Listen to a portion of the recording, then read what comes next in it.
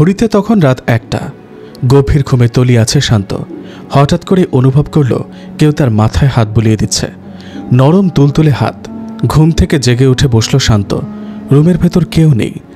তখনই ফোন বেজে উঠল। প্রিয় লিসনার্স, আসসালামু আলাইকুম। আপনারা যারা পরীর সাথে প্রেম সিজন 1 শুনেননি তারা সিজন 1 শুনে নেবেন। সিজন 1 আমার এই চ্যানেলে দেওয়া আছে। আমি এই ভিডিও এর ডেসক্রিপশন বক্সে দিয়ে দেব, আপনারা শুনে নেবেন। তাহলে গল্পটা শুরু করা যাক। শান্ত মোবাইলটা হাতে নিয়ে দেখে হুরায়রা ফোন দিয়েছে। ফোনটা রিসিভ করলো শান্ত। ওপাশ থেকে হুরায়রা বলল, কি ব্যাপার, কল হতেই ধরে ফেললে যে? ঘুমাওনি? ঘুমিয়েছিলাম, কিন্তু হঠাৎ করে মনে হলো কেউ আমার মাথায় হাত বুলিয়ে দিচ্ছে, তাই ঘুম ভেঙে গেল। আচ্ছা, আমাকে রেখে অন্য মেয়ের সাথে প্রেম করা হচ্ছে? আরে না, তুমি যা ভাবছো তাই নয়। তুমি তো জানোই অতীতে আমার সাথে কি হয়েছিল। পরিলোকের মেয়ে হুরায়রার সেই ভয়ানক স্মৃতি আজও আমাকে তাড়া করে। আচ্ছা, বুঝেছি। আর যদি রাতের বেলায় দেখো কেউ তোমার মাথায় হাত বুলাচ্ছে, তাহলে ধরে নিও তোমার মানবী হুরায়রা তোমার মাথায় হাত বুলাচ্ছে। শান্ত একটু হেসে বলল, এত রাতে তুমি ঘুমাওনি কেন? কি করে ঘুমাই বলো? প্রতি রাতেই তুমি এসে ঘুম কেড়ে নাও। আমি আবার ঘুম কাড়লাম কিভাবে? ঘুম তো কেড়েছই। তোমাকে কাছে পাওয়ার আশায় রাতে ঘুম হয়ই না। কোলবালিশটাকে তুমি মনে করে জড়িয়ে ধরে শুয়ে পড়ি। ওরে ফাজিল মেয়ে রে, দিন দিন তো তুমি ভারী দুষ্ট হয়ে যাচ্ছ। তুমি তো আমাকে দুষ্টুমি শিখিয়েছ। ওকে ওকে, আর বলতে হবে না, এবার ঘুমাও। সকালে তো ক্লাস আছে নাকি? ওকে, গুড নাইট। এই বলে হুরায়রা ফোন রেখে দিল। শান্ত ফোন রেখে ঘুমিয়ে পড়ল। সকালে যখন ঘুম ভাঙল তখন সকাল 8টা। ঘুম থেকে উঠেই শান্ত ফ্রেশ হয়ে কলেজের ব্যাগ নিয়ে বেরিয়ে পড়ল। শান্তর মা পেছন পেছন ডাকতে লাগলেন, শান্ত, সকালবেলা খালি মুখে কই যাস? কিছু তো খেয়ে যা। শান্ত পেছন ফিরে বলল, এখন খেতে ভালো লাগছে না মা, বাইরে কিছু খেয়ে নিব। বাইরে যে খাবি টাকা নিয়ে যা। লাগবে না, টাকা আছে। এই বলে শান্ত বাড়ি থেকে বেরিয়ে পড়ল। কলেজ গেটে দাঁড়িয়ে হুরায়রা শান্তর জন্য অপেক্ষা করছে। শান্ত যখন কলেজ গিয়ে পৌঁছালো তখন হুরায়রা বলল, কি মিস্টার, এই বুঝে আসার সময় হলো? সে কখন থেকে অপেক্ষা করছি। না, আসলে রাস্তায় জ্যাম তো, তাই আসতে দেরি হয়ে গেছে। আচ্ছা, হয়েছে হয়েছে, এবার তাড়াতাড়ি ক্লাসে চলো, দেরি হয়ে যাচ্ছে। ক্লাসে যাবে? পাগল নাকি? আজকে ক্লাস করব না। দুজন মিলে ঘুরবো ফিরবো খাবো।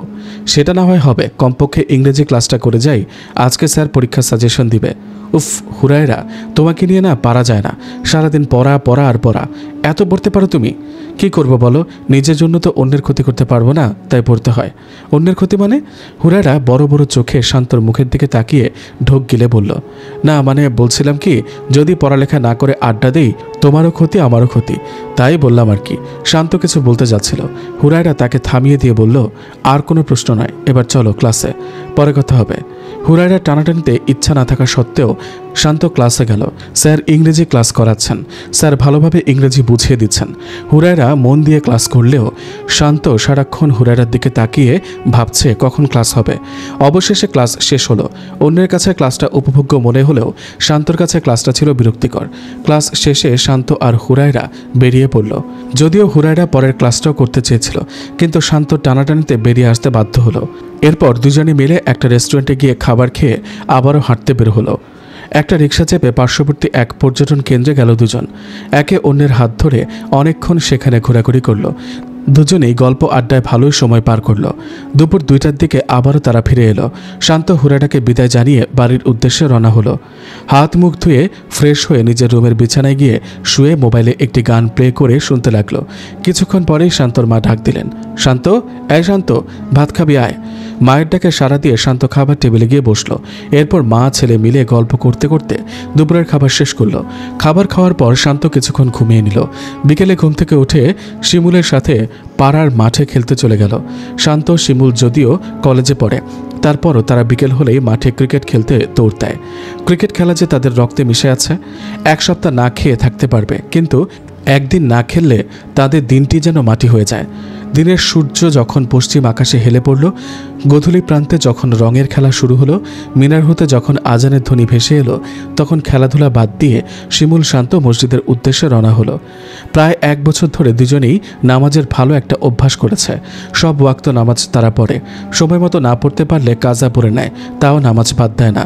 মাগরিবের নামাজ শেষ করে শিমুল শান্ত যার যার বাড়িতে চলে গেল। শান্ত মোবাইলটা হাতে নিতেই আঁতকে উঠল।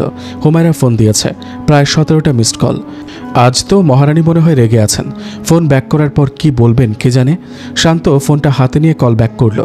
ওপাশ থেকে হুরায়রা ফোন রিসিভ করে বলল, কে মিস্টার, এত ফোন দিলাম ফোনটা রিসিভ করলেন না? কোনো মেয়ের সাথে প্রেম করছিলেন নাকি? দেখো হুরায়রা, তুমি এই এক কথা বারবার বলো না তো, আমার ভালো লাগে না। তুমি তো জানোই আমি শুধুমাত্র তোমাকে ভালোবাসি, অন্য কাউকে না। হরে আমার প্রেমিক পুরুষ, তা এতই যখন ভালোবাসো ফোনটা রিসিভ করলে না কেন? আসলে বিকেলে তো আমরা মাঠে খেলায় ব্যস্ত থাকি, তাই ফোনের দিকে খেয়াল করিনি। ও, আমি তো ভুলে গিয়েছিলাম তুমি তো জাতীয় দলের সাবেক ক্রিকেটার। আবারও মস্করা শুরু করলে, এবার কিন্তু ফোন কেটে দিব। আরে শোনো শোনো, রাগ করছো কেন? এত অল্পতেই রেগে গেলে তোমার সাথে তো দুষ্টুমি করাই যাবে না। ও হ্যাঁ, আমি তো ভুলে গিয়েছিলাম তুমি যে শয়তানের নানি, তোমার মাথা মানে তো দুষ্টুমির স্টোর রুম। শান্তর কথায় হুরায়রা হাহা করে হেসে বলে, উফ শান্ত, তুমি পারো বটে। আচ্ছা বাদ দাও সব কথা, যে কারণে ফোন করেছিলাম। আজকে স্যার যে সাজেশন দিয়েছিলেন তুমি কি লিখেছিলে? কিসের সাজেশন? আরে ইংরেজি সাজেশনের কথা বলছি। ওইগুলো লেখা তো দূরের কথা, আমি তো ক্লাসে করিনি, সারাক্ষণ তোমাকে দেখছিলাম। আসলে তুমি না, এখন সাজেশন কোথায় পাবো বলো? আরে এত চিন্তা করছো কেন? কালকে কলেজে গিয়ে লিজার কাছ থেকে নিয়ে নিবে। হুরায়রা কিছু বলতে যাচ্ছিল, ঠিক তখনই তার মা ডাক দিলেন, হুরায়রা এদিকে আয় তো। হুরায়রা শান্তকে বলল, এই শোনো না, মা ডাকছে, এখন ফোন রাখি। এ বলে হুরায়রা ফোন রেখে মায়ের কাছে গেল। রান্নাঘরে গিয়ে দেখলো তার ছোট বোন সুরাইয়া ভাপা পিঠা খাচ্ছে। হুরায়রার হাতে 2টি পিঠা দিয়ে মা বললেন, এই দুটো খেয়ে নে। হুরায়রা পিঠা দুটো হাতে নিয়ে মাকে জিজ্ঞাসা করলো, এগুলো কি মা? হুরায়রার মা অবাক চোখে তাকিয়ে বললেন, তুই এমন ভাব করছিস যেন এইসব পিঠা এই প্রথম দেখলি। এই পিঠাগুলো তো তোর খুবই প্রিয়। হুরায়রা কিছুটা আমতা আমতা করে বলল, কি মা তুমিও? আমি বলছি পিঠার নাম ভুলে গেছি। কি যেন নাম ছিল এই পিঠার? পাশ থেকে সুরাইয়া বলল, আরে আপু তুমি ভাপা পিঠার নাম ভুলে গেলে? এটা ভাপা পিঠা। ও হ্যাঁ হ্যাঁ, তাই তো, এটা ভাপা পিঠা। আসলে ইদানিং পড়ালেখার চাপে সব মাথা থেকে বের হয়ে যাচ্ছে। হুরায়রার কথা শুনে মা বললেন, এত চাপ নিতে কে বলেছে? নিয়মের চেয়ে বেশি পড়ার প্রয়োজন নেই। পাশের বাসার স্মৃতিকে দেখিসনি? পড়তে পড়তে শেষ পর্যন্ত মেয়েটার মাথাটায় সমস্যা হয়ে গেছে। আচ্ছা মা, আমি যাই, কলেজের অনেক পড়া বাকি আছে, সেগুলো কমপ্লিট করতে হবে। এ বলে হুরায়রা মায়ের পাশ থেকে সরে এলো। নিজের রুমে বসে পিঠাগুলো খেতে লাগলো সে। এত মজার খাবার সে আগে কখনো খায়নি। পিঠাগুলো খেতে খেতে সেই বই খুলে পড়তে বসলো। পরিলোকের হুরায়রা মানবী হুরায়রা হয়ে পৃথিবীতে আছে, তবে কতদিন থাকতে পারবে এভাবে? একটুর জন্য আজকেও ফেসে যাচ্ছিল। মানবী হুরায়রা সব কিছু তার আয়ত্তে আনতে হবে। পড়তে পড়তে সে পুরনো দিনের কথা ভাবতে লাগলো। তার মনে পড়ে গেল সে কিভাবে পরি হুরায়রা থেকে মানবী হুরায়রা হয়ে উঠল। পরিলোকের হুরায়রা মানবী হুরায়রা হয়ে পৃথিবীতে এসেছিল আজ থেকে 7 মাস আগে। প্রায় 3 বছর আগে যখন শান্তকে ভালোবেসে তাকে পরিলোকে নিতে চেয়েছিল, তখন জিন সাধক হুজুর জিন আইদারুস আর পরি রুকাইয়ার সাহায্য নিয়ে তাকে শান্তর থেকে দূরে সরিয়ে দিয়েছিল। পরিলোকে ফিরে যাওয়ার পর জীবান গোলাপ পৃথিবীতে নিয়ে আসার অপরাধে সে 2 বছরের বেশি সময় বন্দী ছিল। অবশেষে রুকাইয়া রানী পরীকে অনেক মিনতি করে তাকে বন্দি থেকে মুক্তি করে। এরপরে রানী পরীর হাতে পায়ে ধরে হুরায়রা আবার পৃথিবীতে আসে। আজ থেকে প্রায় 7 মাস আগে হুরায়রা পৃথিবীতে আসে। পৃথিবীতে আসার আগে সে পরিলোকের সোনালী ঝর্ণায় গোসল করে নেয়। এই ঝর্ণার বিশেষত্ব হলো এই ঝর্ণার পানির রং সোনা রঙের। এই ঝর্ণায় গোসল করার কারণেই পরীরা এত সুন্দর হয়, কারণ এই ঝর্ণার পানির রয়েছে বিশেষ ক্ষমতা। হুরায়রা এই ঝর্ণায় গোসল করেছিল শরীর থেকে জীবান ফুলের ঘ্রাণ দূর করার জন্য। পৃথিবীতে আসার পর সে ভাবতে থাকে কিভাবে শান্তর কাছে যাবে। এমনই একদিন সে শান্তর কলেজের সামনে বসে আছে। এমন সময় দেখলো একটি মেয়ে হঠাৎ করে অজ্ঞান হয়ে যাচ্ছে। তখন তার বান্ধবীরা তাকে বলেছিল, হুরায়রা কি হয়েছে তোর? তখন পরি হুরায়রা বুঝতে পারে এই মেয়েটির নামও হুরায়রা। মেয়েটির নাম যেমন হুরায়রা, মেয়েটি দেখতেও তেমন হুরের মতো সুন্দর। এক ঝলকে যে কেউ মেয়েটির প্রেমে পড়ে যেতে পারে। মেয়েটির বান্ধবীরা হুরায়রাকে ধরে নিয়ে বাড়িতে নিতে চেয়েছিল, তবে হুরায়রার মুখ দিয়ে তখন রক্ত আসছে দেখে তারা হুরায়রার বাড়িতে ফোন দেয় এবং হুরায়রাকে নিয়ে হাসপাতালে যায়। হুরায়রার বাড়ির লোকজনও হাসপাতালে চলে আসে। হুরায়রার টেস্ট করে ডাক্তার জানায় হুরায়রা ব্লাড ক্যান্সারে আক্রান্ত। কথাটি শোনার সাথে সাথে হুরায়রার মা কাঁদতে লাগলেন।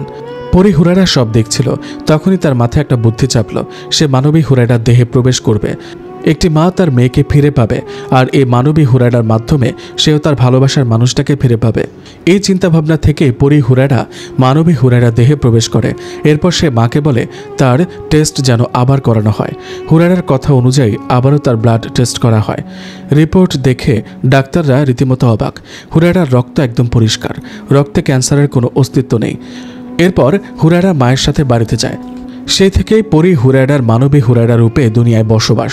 এরপরে তো শান্তর সাথে ধাক্কা লাগা, ফোন নাম্বার আদান প্রদান, শুরু হয় প্রেম। জানলার পাশে বসে নিজের অতীতের কথাগুলো ভাবছিল হুরায়রা। হঠাৎ করে তার ফোন বেজে উঠল। শান্ত ফোন করেছে। হুরায়রা ফোন রিসিভ করে বলল, হ্যালো। ওপাশ থেকে শান্ত বলল, এত হেলতে পারবো না, বসে আছি, এতেই ভালো আছি। হুরায়রা শান্তর কথায় হা হা করে হেসে বলল, হেলতে পারবে না, খেলতে তো পারবা। কি খেলবা বলো? আচ্ছা বলো তো আমি এখন কি খাচ্ছি? তুমি কি খাচ্ছ এটা আমি বুঝবো কিভাবে? মনের টান থাকলে সবই বোঝা যায়, তাই বুঝি। তা বলো তো দেখি আমি এখন কি করছি? হুরায়রা চোখ বন্ধ করে বলল, তুমি এই মুহূর্তে কালো টি শার্ট গায়ে দিয়ে খাটের উপর বসে চানাচুর খেতে খেতে আমার সাথে কথা বলছ।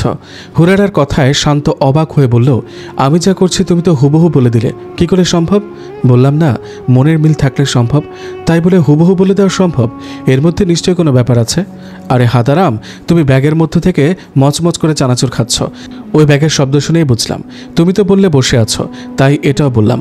আর কালো টি শার্টের কথা আন্দাজে বলেছি, কারণ তুমি তো কালো রঙের জামাই পছন্দ করো তাই। ও আচ্ছা তাই বলো। তোমার মাথায় বুদ্ধি আছে, এটা মানতেই হবে। বুদ্ধি আছে বলেই তো তুমি আমার আছো, তা না হলে তো অন্য কারো হয়ে যেতে। তা অবশ্য ঠিক বলেছ। আচ্ছা শোনো, এখন ফোনটা রাখছি। শিমুল ডাকছে। আচ্ছা ঠিক আছে। এ বলে হুরায়রা ফোন কেটে দিয়ে নিজের পড়ায় মন দিল। চাইলে সে অলৌকিক ক্ষমতা ব্যবহার করে পরীক্ষায় পাশ করতে পারে, তবে এটা পরিলোকের রানীর নিষেধ, কারণ এটা এক ধরনের প্রতারণা। তাই হুরায়রা মানুষের মতো পরিশ্রম করে পড়াশোনা করছে। শিমুলের ডাকে শান্ত বাইরে বের হয়ে জিজ্ঞেস করলো, কিরে বাইরে থেকে ডাকছিস কেন? ঘরে আয়। না ঘরে আসবো না। বলছি তোর কি এখন কোনো কাজ আছে? না কাজ তো নেই। কেন বলতো? আসলে বাড়িতে ভালো লাগছিল না তো, তাই তোর কাছে এলাম। দুজন মিলে একটু ঘুরে আসতাম। না রে, এখন বের হতে ভালো লাগছে না, তার চেয়ে বরং তুই ঘরে আয়, দুজনে ক্যারাম খেলি। সেটা অবশ্য মন্দ বলিসনি, চল তাহলে। এরপর শান্ত ঘরে গিয়ে ক্যারাম বোর্ড সেট করে দুজনে মিলে খেলতে শুরু করলো। ক্যারাম খেলা শান্তর খুবই প্রিয়, তাই সে নিজেই একটা ক্যারাম কিনে নিয়েছে। সময় পেলে বন্ধুরা সবাই শান্তর বাড়িতে এসে একসাথে আড্ডা দেয় আর ক্যারাম খেলে। শান্ত আর শিমুল মিলে ক্যারাম খেলছে আর গল্প করছে। শিমুল যে এসেছে শান্তর মা সেটা খেয়াল করেনি, তিনি রান্নাঘরে ছিলেন। শান্তদের ঘরটা অনেক বড়, তাদের রান্নাঘর হচ্ছে ঘরের পশ্চিম প্রান্তের শেষের দিকে, তাই বাইরের কথাবার্তা রান্নাঘর থেকে শোনা যায় না। শান্তর মা পায়েস রান্না করছিলেন, সেটা নিয়ে এসে দেখলেন শিমুল শান্তর সাথে ক্যারাম খেলছে আর গল্প করছে। শিমুলকে দেখে তিনি জিজ্ঞাসা করলেন, আরে শিমুল তুমি কখন এলে? শিমুল শান্তর মায়ের দিকে তাকিয়ে সালাম দিয়ে বলল, খালা এই তো মাত্র এলাম, বাড়িতে একা সময় কাটছিল না, তাই ভাবলাম শান্তর সাথে একটু গল্পগুজব করে আসি। ভালো করেছ। এরপর তিনি পায়েসের বাটি শিমুলের দিকে এগিয়ে দিয়ে বললেন, তুমি এটা খাও, আমি শান্তর জন্য আরেক বাটি পায়েস নিয়ে আসছি। এই বলে তিনি রান্নাঘরে গিয়ে শান্তর জন্য আরেক বাটি পায়েস নিয়ে এলেন। দুজনে খেতে খেতে গল্প করছে। শিমুল শান্তর সাথে খেলায় কখনো পেরে ওঠে না, আজও খেলায় শান্ত এগিয়ে। হুরায়রা পড়ার টেবিলে বসে পড়ছিল। এমন সময় তার ছোট বোন সুরাইয়া চিৎকার করতে করতে তার রুম থেকে বেরিয়ে এলো। সুরাইয়ার চিৎকার শুনে তার মা রান্নাঘর থেকে দৌড়ে বেরিয়ে এলেন। হুরায়রাও বই গুছিয়ে দৌড়ে গেল কি হয়েছে দেখার জন্য। সুরাইয়ার চোখে মুখে আতঙ্কের ছাপ, হাত পা তার কাঁপছে। সুরাইয়ার মা জিজ্ঞেস করলেন, কিরে কি হয়েছে, এত হাঁপাচ্ছিস কেন, আর তোকে এত ভীত দেখাচ্ছে কেন? মায়ের প্রশ্নের জবাবে সুরাইয়া কিছু বলতে পারল না, সে শুধু হাঁপাচ্ছেই। হুরায়রা বুঝতে পারল নিশ্চয়ই সুরাইয়া ভয়ানক কিছু একটা দেখেছে। এরপর সুরাইয়ার হাতে ধরে নিয়ে তাকে একটি চেয়ারে বসালো। এরপর সুরাইয়ার মাথায় হাত রেখে মনে মনে কিছু একটা বলল। সাথে সাথে সুরাইয়া শান্ত হতে শুরু করলো। সুরাইয়ার মা অবশ্য বিষয়টা খেয়াল করেনি। এরপর হুরায়রা সুরাইয়াকে জিজ্ঞাসা করলো, এবার বলতো কি হয়েছে, কি দেখে এত ভয় পেয়েছিস? সুরাইয়া হুরায়রার দিকে তাকিয়ে তখন বলতে শুরু করলো, আমি পড়ার টেবিলে বসে পড়ছিলাম, রুমের ভেতরটা প্রচণ্ড গরম থাকায় আমি জানলা খোলা রেখেছিলাম। হঠাৎ করে দেখলাম জানলার মধ্যে অদ্ভুত কিছু একটা, মানুষের আকৃতির মতোই ছিল, একদম ধবধবে সাদা। জানলায় এসে উড়ে বসে আবারও উড়ে চলে গেল। সুরাইয়ার কথা শুনে তাদের মা চিন্তায় পড়ে গেল, কি ছিল এটা? তবে সুরাইয়াকে অভয় দিয়ে বলল, পাগল মেয়ে, এটা নিয়ে এত চিন্তা, হয়তো কোনো বাদর হবে, এটা নিয়ে এত ভয় পাবার কি আছে? মায়ের কথায় সুরাইয়াও কিছুটা অভয় পেল। এরপর সবাই সবার রুমে চলে গেল। সুরাইয়ার মা ও রান্নাঘরে গিয়ে রান্নার কাজে লেগে গেলেন। হুরায়রা নিজের রুমে গিয়ে ভাবতে লাগলো, সুরাইয়ার রুমে কি তাহলে পরী বিলকিস এসেছিল? হলেও হতে পারে, কারণ সে আগে সুরাইয়ার রুমে থাকতো। তখন মাঝে মধ্যে বিলকিস এসে তার সাথে দেখা করে যেত। পরিলোকে দুজনেই ছিল ঘনিষ্ঠ বান্ধবী। না, এভাবে হবে না, আজ রাতে বিলকিসের সাথে দেখা করতে হবে, কারণ ওইটা যদি বিলকিস হয়ে থাকে তবে সে আমার সাথে দেখা করতে আবারও আসতে পারে। তাই তাকে জানিয়ে দিতে হবে যে আমি ওই রুমে থাকি না। নিজের মনে মনে কথাগুলো ভাবতে লাগলো হুরায়রা। এরপর সে আবারও বই হাতে নিয়ে পড়তে লাগলো। সামনে পরীক্ষা, যেভাবে হোক পরীক্ষায় তাকে ভালো ফলাফল করতেই হবে, নিজের জন্য নয়, মানবী হুরায়রার জন্য। তাই সে রাত জেগে মন দিয়ে পড়ালেখা করে। হুরায়রার ঘর একদম নীরব নিস্তব্ধ। ঘর এতটাই শব্দহীন হয়ে গেছে যে ঘড়ির কাঁটার টিকটিক শব্দ শোনা যাচ্ছে। হঠাৎ করে মা ডাক দিলেন, হুরায়রা, এই হুরায়রা, খেতে আয়। মায়ের ডাকে হুরায়রার ঘড়ির দিকে তাকালো। কখন যে 9:30 বেজে গেছে হুরায়রা বুঝতেই পারেনি। বই খাতা গুছিয়ে খাবার টেবিলে গেল। সুরাইয়াও খাবার খেতে এসেছে। তাকে দেখে এখন আর আতঙ্কিত মনে হচ্ছে না। তার মানে সে মায়ের কথা মেনে নিয়েছে। ওইটা বানর ছিল, কিন্তু ওইটা যে বানর নয় এটা হুরায়রা নিশ্চিত, কারণ তারা থাকে 7 তলার উপর। এখানে যতগুলো গাছ আছে সবগুলোর উচ্চতা সর্বোচ্চ 4 তলা পর্যন্ত। তাই এই 7 তলার জানালায় বানর আসা এবং মুহূর্তে লাফ দিয়ে চলে যাওয়া সম্ভব নয়। তাছাড়া হুরায়রা 7 মাস ধরে সুরাইয়াদের পরিবারে আছে, এখন পর্যন্ত সে কোনো বানর দেখেনি, তাই ওটা বানর হতেই পারে না। প্লেটের ভাত নাড়তে নাড়তে হুরায়রা কথাগুলো ভাবতে লাগলো। কিরে, প্লেটে ভাত নিয়ে এত কি ভাবছিস? মায়ের কথায় খানিকটা কেঁপে উঠল হুরায়রা। কল্পনা ছেড়ে বাস্তবে ফিরে এলো। এরপর বলল, না মানে ভাবছিলাম। হুরায়রা থেমে গেল। কি বলবে কিছুই বুঝতে পারছে না। মা তখন বললেন, কি ভাবছিলি? না কিছু না, বাদ দাও তো সব কথা। প্লেটে তরকারি দাও, বড্ড ক্ষুধা পেয়েছে। প্লেটে তো সে কখন তরকারি দিয়েছি, চেয়ে দেখ তো নিচের দিকে। সেই কখন থেকে কি যে ভাবছিস? হুরায়রা আর কিছু না বলে নিচের দিকে তাকিয়ে খাওয়া শুরু করলো। পৃথিবীর খাবারগুলো হুরায়রার খুব ভালো লাগে, যদিও প্রথম দিকে তার কেমন একটা লাগতো, কিন্তু এখন যেন এগুলোই তার কাছে সেরা খাবার। পরিলোকের সুস্বাদু ফলমূল এগুলোর কাছে যেন কিছুই না। ক্যারাম খেলায় শান্তর কাছে হেরে যাওয়ার পর শিমুল বলল, তোর খেলায় জাদু আছে রে শান্ত, এই খেলায় আজ পর্যন্ত তোর সাথে পেরে উঠতে পারলাম না। তুই যে খেলাতে মন দিস সেই খেলাতে পাক্কা হয়ে উঠিস। শিমুলের কথায় শান্ত হেসে বলল, সব কিছুতেই বাড়িয়ে বলা তোর অভ্যাস। বাড়িয়ে বলছি না রে, যা সত্যি তাই বললাম। আচ্ছা বাদ দে এসব কথা, অনেক রাত হয়ে গেছে, আমি যাই। যাই মানে? এখানে খাওয়া দাওয়া করে তারপর যাবি? না রে, খেতে ভালো লাগছে না, বাড়িতে গিয়ে ঘুমিয়ে পড়ব। তাদের কথার মাঝখানে হঠাৎ করেই শান্তর মা এসে বললেন, কি বলছো শিমুল, আমাদের বাড়িতে এসেছো আর না খেয়ে চলে যাবে? এটা কখনো হয়? আজকে গরুর কলিজা ভুনা করেছি, তুমি বসো, খেয়ে যাবে। চলে গেলে কিন্তু রাগ করব। গরুর কলিজা ভুনার কথা শুনে শিমুলের জিভে জল চলে এলো। মনে মনে বলল, কি মজার খাবারের কথা শুনাইলা খালা, আজকে তো না খেয়ে যাব না। তবে মুখে বলল, না খালা, পেটটা যেন কেমন কেমন করছে, কালকে না হয় খাবো।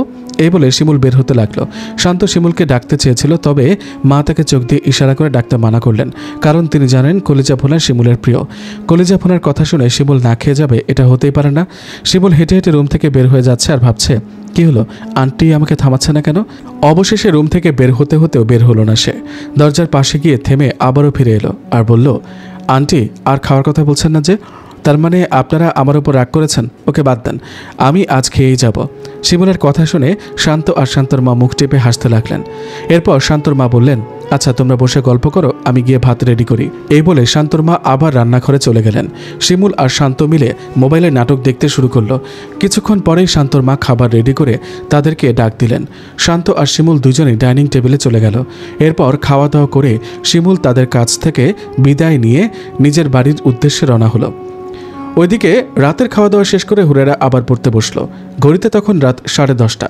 সে পড়ছে আর একটু পরপর ঘড়ির দিকে তাকাচ্ছে, অপেক্ষা করছে সবাই ঘুমানোর। আস্তে আস্তে সে কলেজের স্যারের সকল পড়া রেডি করলো। ঘড়ির কাঁটায় তখন 12টা। চারদিক নীরব নিস্তব্ধ, ঘরের সবাই ঘুমিয়ে পড়েছে। হুরায়রা নিজের রুমের দরজা ভেতর থেকে বন্ধ করে দিল। এরপর সে তার পার্সোনাল ড্রয়ার থেকে ফাইরা নামক একটি জাদুর যন্ত্র বের করলো। পরীরা এই যন্ত্রটি একে অন্যের সাথে যোগাযোগের জন্য ব্যবহার করে। হুরায়রা যখন মানুষের বেশে প্রথম পৃথিবীতে এসেছিল তখন মানুষের হাতের ফোন তাকে বেশ অবাক করত। মানুষও আজকাল জাদু শিখে গেছে, তারা দূর থেকে একে অপরের সাথে কথা বলতে পারে। পরীরা যেমন দূর থেকে একে অপরজনকে দেখার জন্য জাদুর আয়না ব্যবহার করে, মানুষরাও তেমনই ওই বিশেষ যন্ত্র দিয়ে দূর থেকে একজন আরেকজনকে দেখতে পারে, কথা বলতে পারে। তবে পার্থক্য এক জায়গায়, পরীদের এইসব যন্ত্র না চার্জ দিতে হয়, না টাকা নামক ওই কাগজের পাতা খরচ করতে হয়। কিন্তু মানুষের এই যন্ত্রগুলো প্রতিদিন চার্জ দিতে হয় আর রিচার্জও করতে হয়। ফাইরা হাতে নিয়ে হুরায়রা বিলকিসকে ডাকতে শুরু করলো। বিলকিস, আমি হুরায়রা, তুমি শুনছো? পরিলোক থেকে বিলকিস বলছে, হ্যাঁ বিলকিস বলো, শুনছি। তুমি একবার পৃথিবীতে আসো, দরকার আছে, তবে আগের রুমে নয়। আমি জানলা খুলে জানলার পাশে দাঁড়াচ্ছি, তুমি যে জানলায় আলো দেখতে পারবে সেই জানলায় আসবে। আচ্ছা ঠিক আছে। হুরেরা তার বিশেষ যন্ত্রটি আবারও পার্সোনাল ড্রয়ারে রেখে তালা দিয়ে দিল। রুমের জানালা খুলে রুমের পাশে দাঁড়িয়ে রইল হুরেরা। মেঘমুক্ত রাতের আকাশে ঝলমল করছে তারকারা, হালকা বাতাস বইছে চারদিকে। কিছুক্ষণ পর বিলকিস এসে হাজির হলো। হুরেরাকে বলল, কিরে কি খবর তোর? তুই রুম পাল্টিয়েছিস, আমাকে বলবি না? তোর সাথে দেখা করার জন্য এসেছিলাম, ওই রুমে দেখলাম অন্য কেউ আছে, তুই না ডাকলেও আমি আবার আসতাম। ভালোই করেছিস ডেকেছিস, না হলে তো ওই রুমে গিয়ে তোকে খুঁজতাম। বিলকিসের কথা শুনে হুরেরা বলল, আসলে আমি তোকে এই জন্যই ডেকেছিলাম। তুই যখন এসেছিলি তখন সুরাইয়া ওই রুমে বসে পড়ছিল, তোকে দেখে তো সে ভয়ে একদম শেষ। অনেক কষ্টে তার ভয় দূর করে জানতে পারলাম সে নাকি জানালায় অদ্ভুত কিছু দেখেছে। আমি মনে মনে ভেবেছিলাম ওইটা তুই। সুরাইয়াকে কি বলে বুঝালি? আমি না, মা বুঝিয়েছে। মা বলেছেন ওইটা কোনো বাদর হবে হয়তো। আসলে হয়তো না, ওইটা তো বাদরই ছিল, তবে বাদরটা পরিলোকের। কি? আমি বাদর? এইদিকে আয়, কিল ঘুষি দিয়ে তোরে করে দিয়ে আদর। বিলকিসের কথায় হুরেরা হা হা করে হেসে বলল, তুই পারিসও বটে বিলকিস। আচ্ছা বাদ দে, এখন বল তোর কি খবর? এই তো আছি রে, ভালোই আছি। এই পৃথিবীর এত ঝুটঝামেলায় ভালো আছিস কি করে? অভ্যাস হয়ে গেছে। পৃথিবীর জীবনটা আসলে বড়ই অদ্ভুত। হাসি কান্না সব মিলে যেন এখানকার জীবনগুলো নানা রঙে রঙিন। আর তোর সেই প্রেমিক পুরুষের কি খবর? ভালো তো, তার সাথে প্রতিদিন কলেজে যাই, ঘুরে বেড়ায়। তাই তো বলি, বান্ধবী আমাকে ভুললো কেন? ভুলিনি রে, আসলে অনেক ব্যস্ততায় সময় পার করছি তো তাই। আচ্ছা তুই থাক, আমি তাহলে এখন যাই, কাল কথা হবে। আচ্ছা ঠিক আছে, ভালো থাকিস, আল্লাহ হাফেজ। এ বলে বিলকিস হুরায়রার কাছ থেকে বিদায় নিল। বিলকিস চলে যাওয়ার পর হুরায়রাও শুয়ে পড়ল। শুয়ে শুয়ে ভাবল, যাক এবার নিশ্চিত হওয়া গেল। ওইদিকে ঘড়ির কাঁটায় রাত 12:30। বিছানায় শুয়ে এপাশ ওপাশ করছে শান্ত, কিছুতেই ঘুম আসছে না তার। ফোনটা হাতে নিয়ে হুরায়রাকে ফোন দিল। কিছুক্ষণ কল হওয়ার পর ফোন ধরল হুরায়রা। একটু ভারী কণ্ঠে হুরায়রা বলল, হ্যালো, কী ব্যাপার, ঘুমাওনি এখনো? এই তো ঘুমাতে যাচ্ছিলাম। ও তাহলে তো মনে হয় বিরক্ত করলাম। না মোটেই না, তোমার জন্য আমি সব ছেড়েছি। তোমার সাথে কথা বলার জন্য সারাক্ষণ মন ছটফট করে, তোমার কাছে যাওয়ার জন্য মনের ভেতর উথাল পাথাল ঢেউ খেলে। তাই তোমার ফোনে বিরক্ত হওয়ার প্রশ্নই ওঠে না। আচ্ছা দাঁড়াও, তুমি আমার জন্য সব ছেড়েছো, এই কথার মানে বুঝলাম না। শান্তর এই প্রশ্ন শুনে হুরেরা কি বলবে চিন্তায় পড়ে গেল। এরপর কথা ঘুরিয়ে বলল, হো এই কথা? আরে আমি বলছি তোমার জন্য আমি পড়ালেখা ছেড়ে দিয়েছি, কলেজে ঠিকমতো ক্লাস করি না, সেটাই বললাম। হো আচ্ছা তাই বলো। রাতে খাওয়া দাওয়া করেছো? তুমি খেয়েছো তো? খেয়েছি। কি দিয়ে খেলে? এই তো গরুর কলিজা ভুনা, ফিশ ঝাল ফ্রাই আর ডাল। ইস, এত মজার খাবারের নাম শুনে তো জিভে জল চলে এলো। তাই নাকি? তাহলে কাল চলে আসো, খেয়ে যাবে। যাবো কেন? তুমি নিয়ে আসবা। হুরায়রার কথায় শান্ত হেসে বলল, তোমার সাথে কথায় পারা যাবে না, অনেক পেরেছ, আর পারতে হবে না, এখন ঘুমাও। এই বলে হুরায়রা ফোন রেখে দিল। শান্ত বালিশে মাথা লাগিয়ে ঘুমিয়ে পড়ল। সকালে যখন শান্তর ঘুম ভাঙল তখন ঘড়িতে 8:30। তাড়াতাড়ি করে বিছানা থেকে নেমে ফ্রেশ হয়ে সামান্য নাস্তা করেই ব্যাগ কাঁধে নিয়ে বেরিয়ে পড়ল সে। কলেজে গিয়ে দেখলো ক্লাস শুরু হয়ে গেছে। পকেট থেকে মোবাইল বের করেছিল সময় দেখার জন্য। দেখতে পেল হুরায়রা তাকে 5বার কল করেছে। ফোন সাইলেন্ট থাকায় সে টের পায়নি। নিজের মনে মনে শান্ত বলল, তার মানে হুরায়রা এখানে দাঁড়িয়ে থেকে আমাকে কল দিয়ে না পেয়ে ক্লাসে চলে গেছে। এরপর শান্ত আস্তে আস্তে কলেজের ভেতরে গেল। ক্লাসের একদম পেছনের দরজা দিয়ে ঢুকে নীরবে বসে পড়ল। বাংলা স্যার লেকচার দিচ্ছেন তো দিচ্ছেনই। শান্ত মনে মনে বলল, ওই মিয়া, আপনার লেকচার শেষ করেন জলদি, আর ভালো লাগছে না। প্রায় আধ ঘন্টা স্যার বাংলা লেকচার দিয়ে ক্লাস থেকে বেরিয়ে গেলেন। স্যার চলে যাওয়ার পরেই শান্ত সামনের বেঞ্চের দিকে হেঁটে গেল। হুরায়রা তখন সামনের বেঞ্চে বসেছিল। শান্তকে দেখে মুখ ভেঙচি দিয়ে ক্লাস থেকে বের হয়ে গেল। শান্ত হুরায়রার পেছন পেছন হাঁটতে লাগলো। হুরায়রা একবারও পেছনে ফিরে তাকালো না। কলেজের মাঠে যাওয়ার পর শান্ত হুরায়রাকে ডাক দিল, হুরায়রা শুনছো, দাঁড়াও। শান্ত ডাক শুনে হুরায়রা আরও স্পিডে হাঁটতে লাগলো। শান্ত কিছুতেই হুরায়রার নাগাল পাচ্ছে না। উপায়ন্ত না দেখে শান্ত দৌড়ে হুরায়রার কাছে গিয়ে পৌঁছালো। চারদিকটা বেশ নিরিবিলি, দুজনেই হাঁটছে। শান্ত হাঁটতে হাঁটতে বলল, কি ব্যাপার, তুমি এরকম কেন করছো? তোমাকে এত ফোন দিলাম, একটাও ধরলে না। তুমি জানো আমি কতক্ষণ তোমার জন্য অপেক্ষা করেছি? আসলে ফোন সাইলেন্ট ছিল তো তাই তোমার কল বুঝতে পারিনি। আর এমন হবে না, এই কান ধরছি। কান ধরলে হবে না, তাহলে কি করতে হবে? আমাকে জড়িয়ে ধরতে হবে। এই রাস্তায় তোমাকে কিভাবে জড়িয়ে ধরবো তা আমি জানি না, জড়িয়ে ধরবে কিনা বলো। যদি জড়িয়ে না ধরো তবে আমি গেলাম। এ বলে হুরায়রা আবার হাঁটা শুরু করলো। শান্ত চারদিকে একটু ভালো করে তাকিয়ে দেখলো আশেপাশে কেউ নেই। এরপর দৌড়ে গিয়ে হুরায়রাকে জড়িয়ে ধরল সে।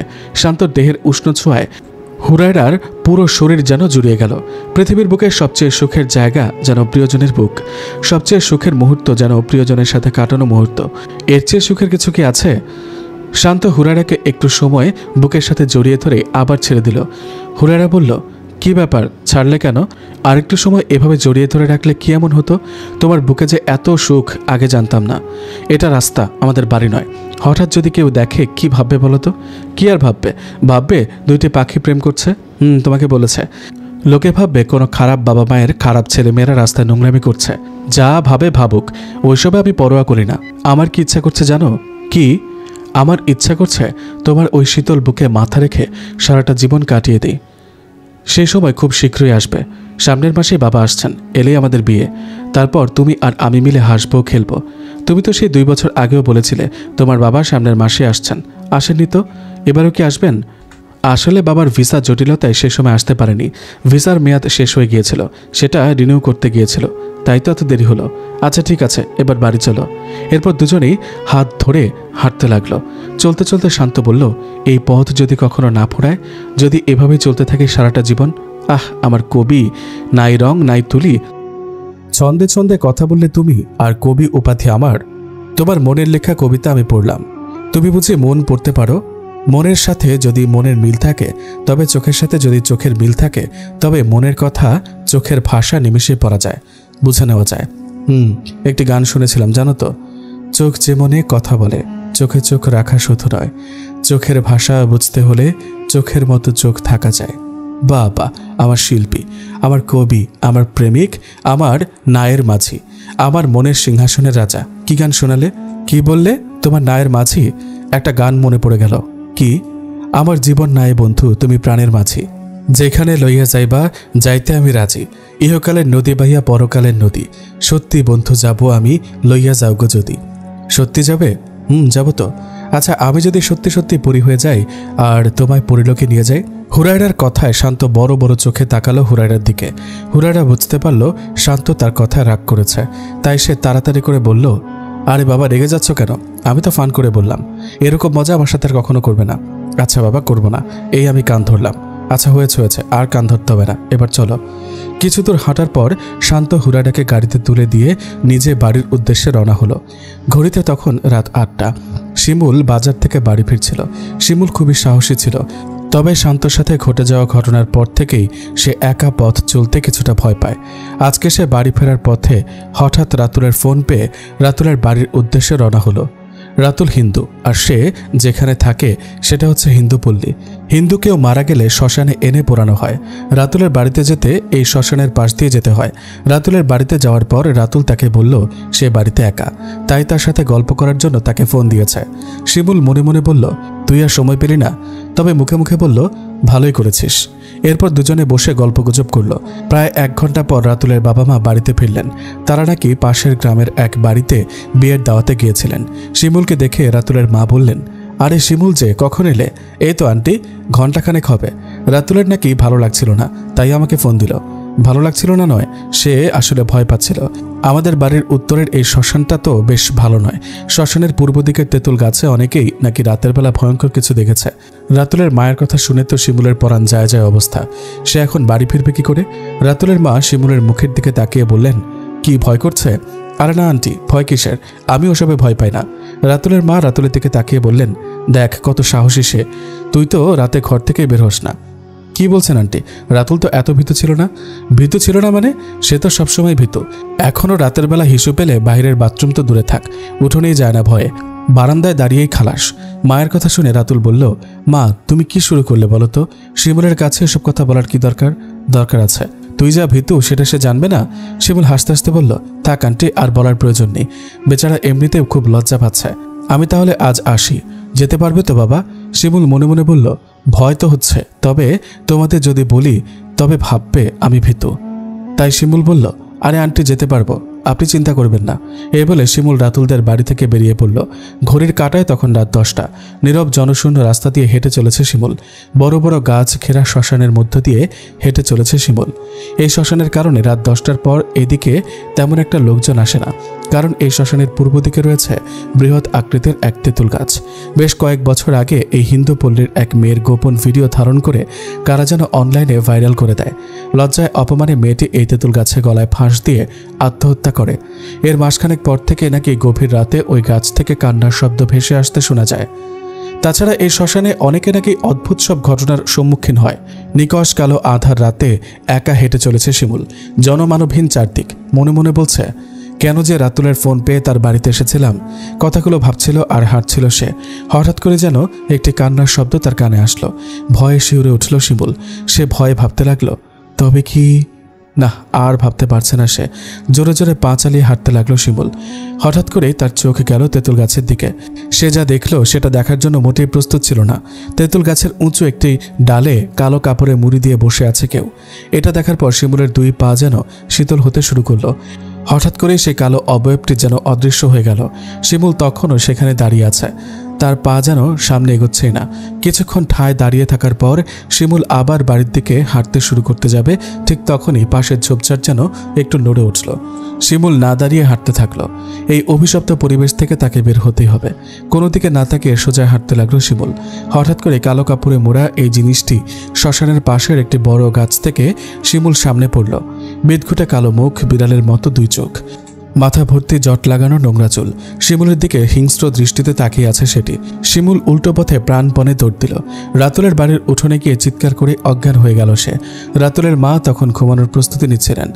শিমুলের গলার আওয়াজ পেয়ে তিনি বাহিরে বের হয়ে দেখলেন শিমুল বাহিরে অজ্ঞান হয়ে পড়ে আছে। তিনি রাতুলের বাবাকে ডাক দিলেন। এরপর তাকে ধরে ঘরে নিয়ে গিয়ে বিছানায় শুয়ে দিলেন। ঘড়ির কাঁটায় রাত 11:30। শিমুলের মা জেগে আছেন। শিমুল এখনও বাসায় ফেরেনি। সাধারণত সে রাত 10টার মধ্যেই বাড়ি ফেরে। যদি কখনো কোনো বন্ধুর বাড়িতে রাতে থেকে যায় তবে ফোন করে জানিয়ে দেয়। আজ তো ফোন করেনি।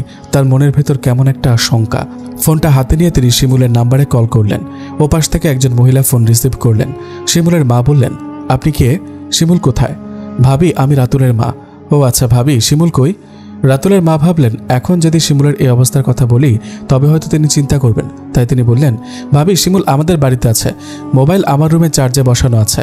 আপনি কোনো চিন্তা করবেন না। এই বলে তিনি ফোন কেটে দিলেন।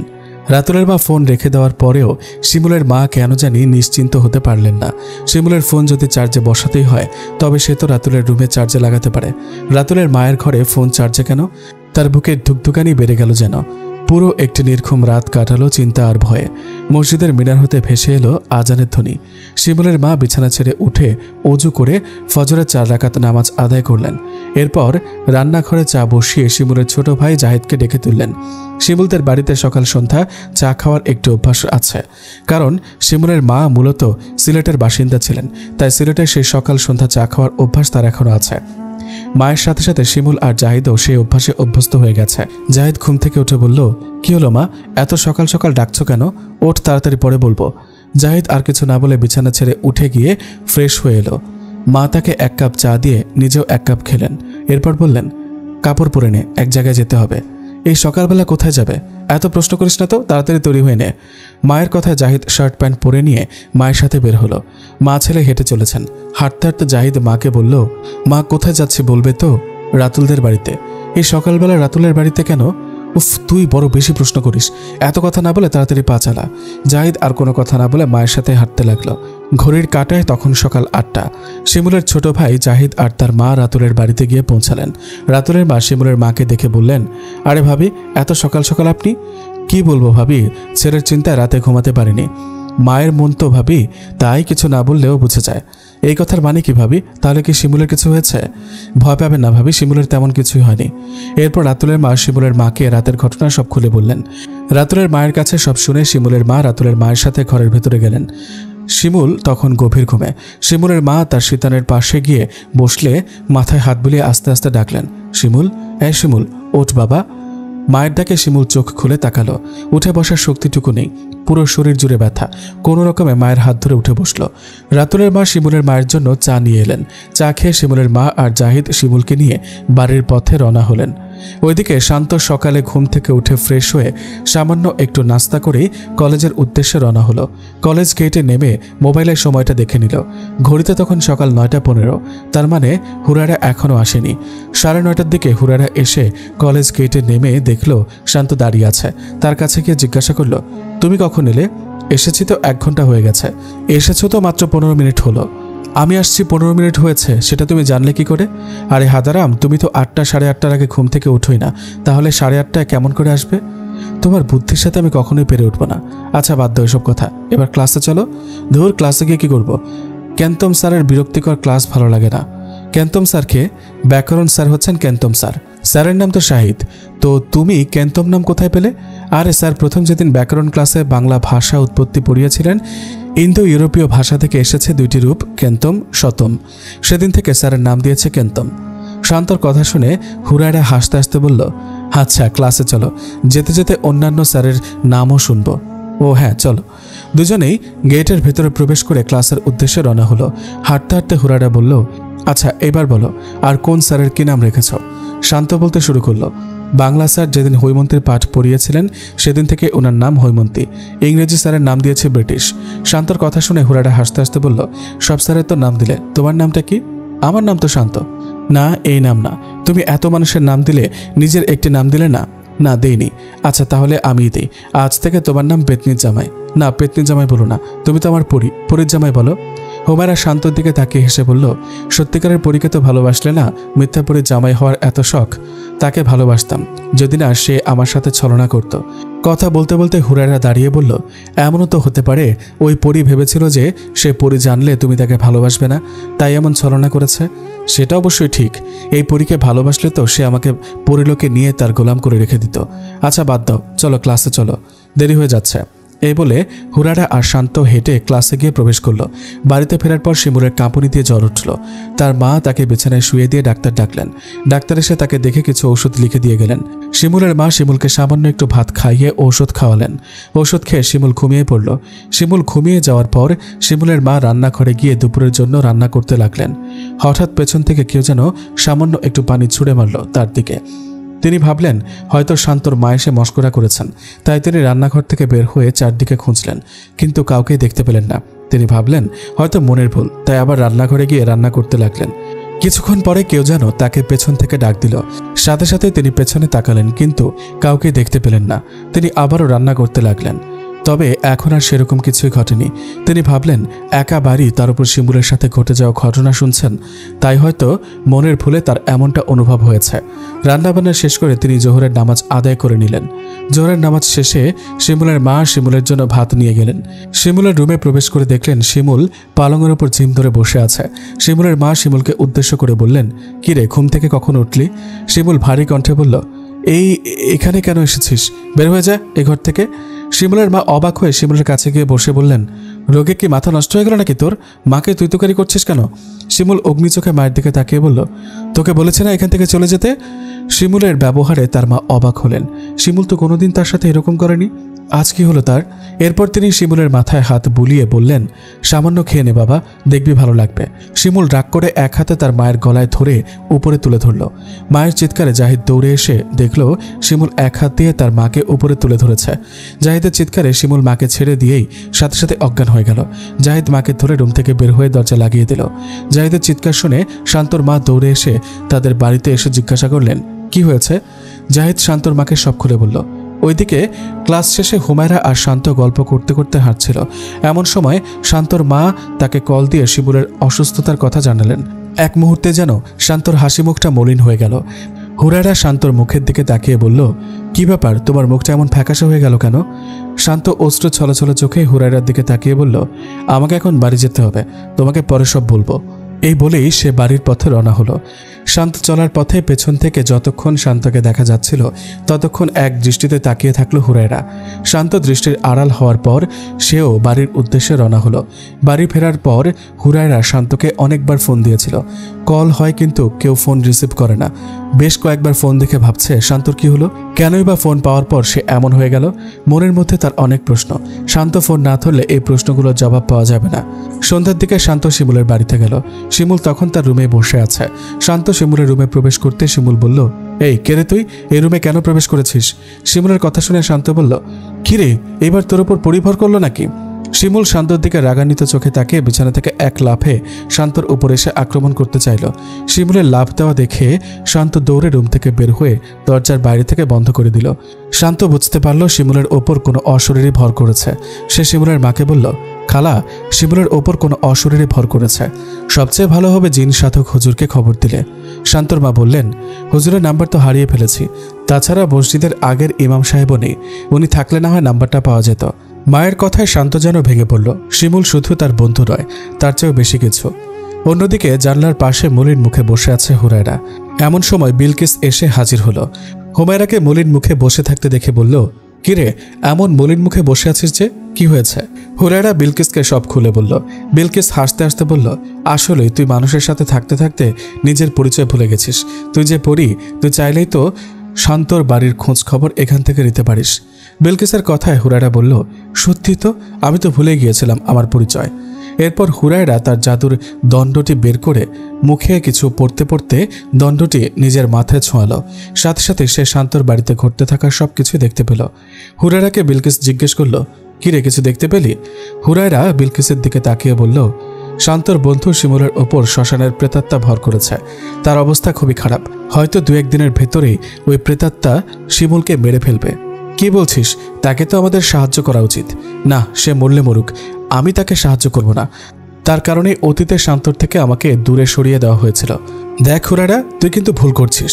শিমুলের জায়গায় তুই নিজেকে বসিয়ে একটু চিন্তা করে দেখ। আজ যদি আমার কিছু হয়, তখন কি তুই বসে থাকবি? বন্ধু বন্ধুর বিপদে এগিয়ে আসবে, এটাই স্বাভাবিক। শিমুল আর শান্ত খুবই ভালো বন্ধু, যেন দুইটি দেহ একই প্রাণ। শিমুল যেটা করেছে সেটা তার দায়িত্ব ছিল। সে তোর সাথে শত্রুতা করেনি, বরং তার বন্ধুকে সাহায্য করেছে। বিলকিসের কথায় হুরায়রা কিছুক্ষণ চুপ থেকে কি যেন ভাবল। এরপর সে বলল, তুই হয়তো ঠিকই বলেছিস, আমাদের উচিত শিমুলকে সাহায্য করা। চল দুজনেই একবার শিমুলের বাড়ি থেকে ঘুরে আসি। আচ্ছা তুই দাঁড়া, আমি আসছি। এই বলে হুরায়রা তার রুমের দরজা ভেতর থেকে বন্ধ করে দিয়ে জানলা দিয়ে বেরিয়ে গেল। অনেকদিন পর আকাশে ডানা মেলল হুরায়রা। দুই বান্ধবী উড়ে চলেছে মেঘ ছুঁয়ে।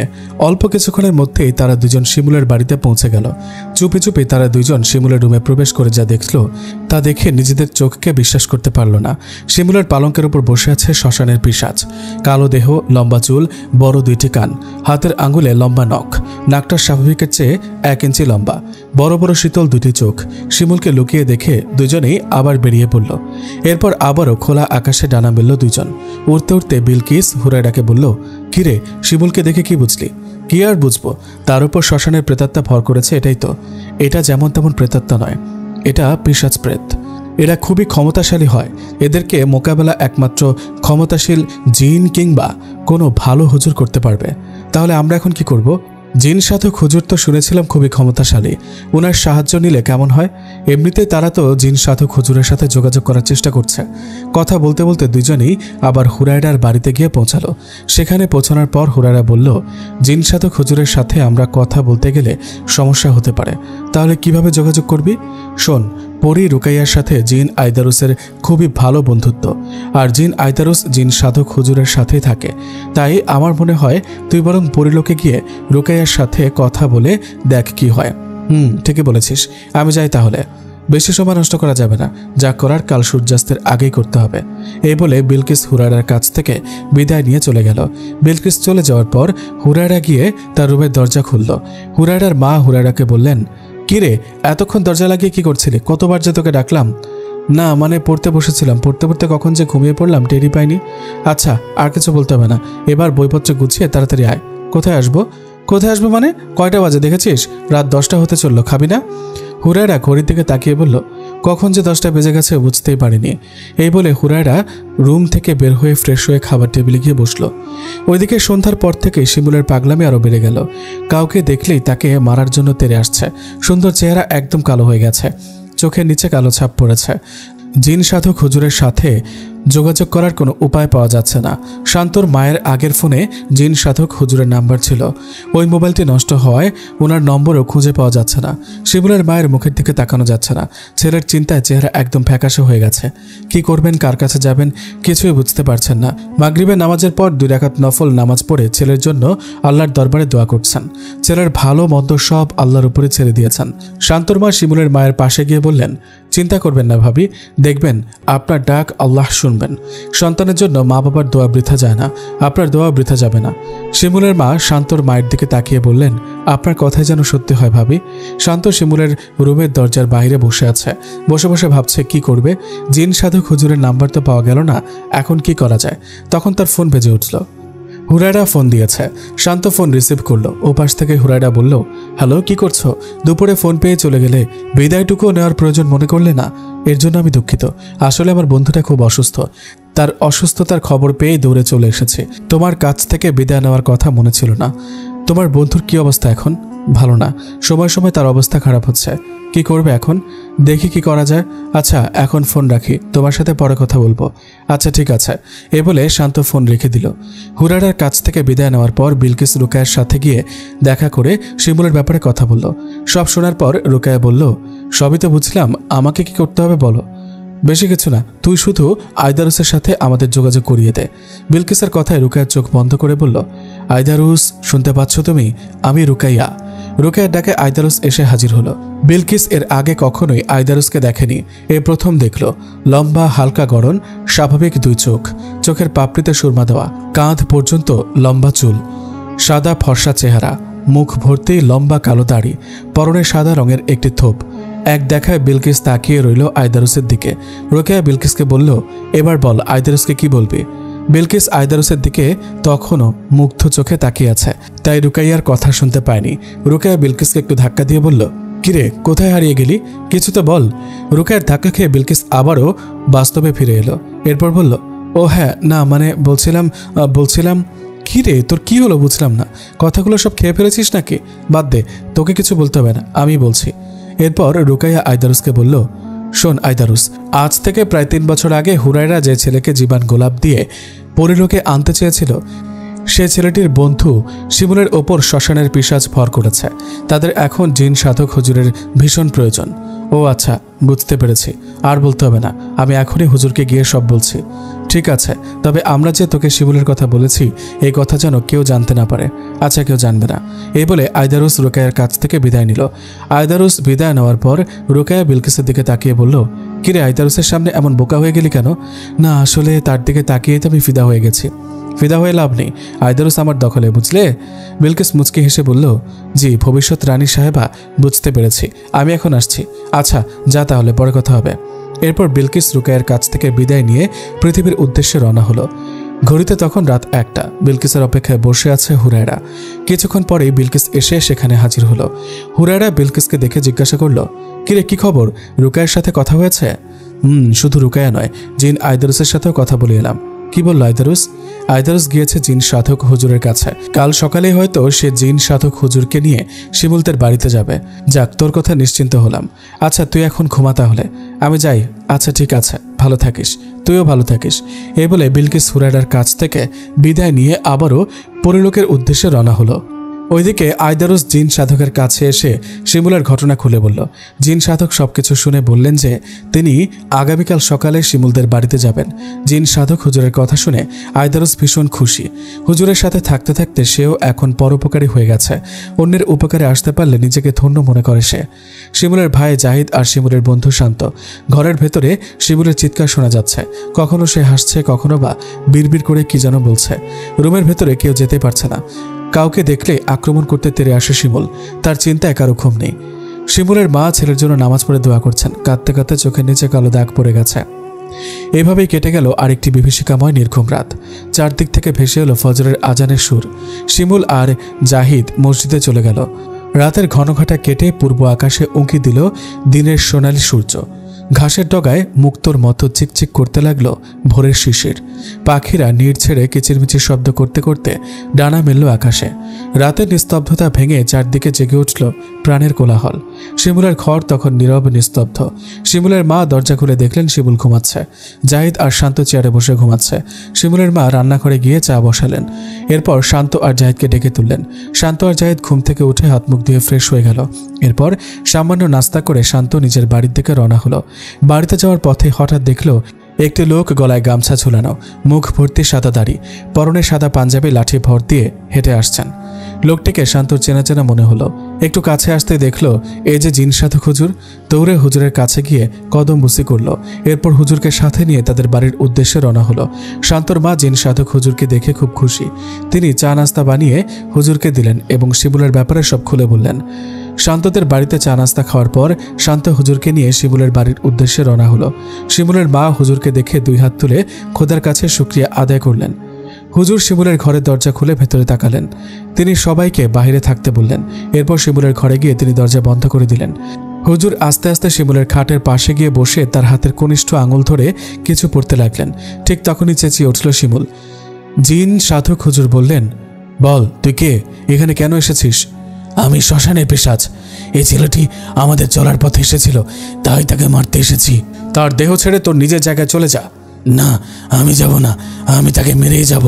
জিন সাধক হুজুর আতরের শিশি থেকে তেল জাতীয় কিছু শিমুলের নাকে লাগিয়ে দিলেন। সাথে সাথে চিৎকার করে উঠল শিমুল। জিন সাধক হুজুর বললেন, চলে যাবে কিনা বল। না, যাব না। এবারে হুজুর এক গ্লাস পানি নিয়ে সূরা জিনের কয়েকটি আয়াত তিলাওয়াত করে শিমুলকে বললেন, চলে যাবে কিনা বল, যদি না যাস তবে এই পানি খাইয়ে দিব। শিমুল এবারেও বলল, না, যাব না। হুজুর আয়দারুসকে ইশারা দিয়ে বললেন যে সে যেন শিমুলকে হা করায়। হুজুরের কথায় আয়দারুস শিমুলকে চেপে ধরে হা করাতে যাবে, তখনই শিমুল বলে উঠল, আমাকে ছেড়ে দাও, আমি চলে যাচ্ছি।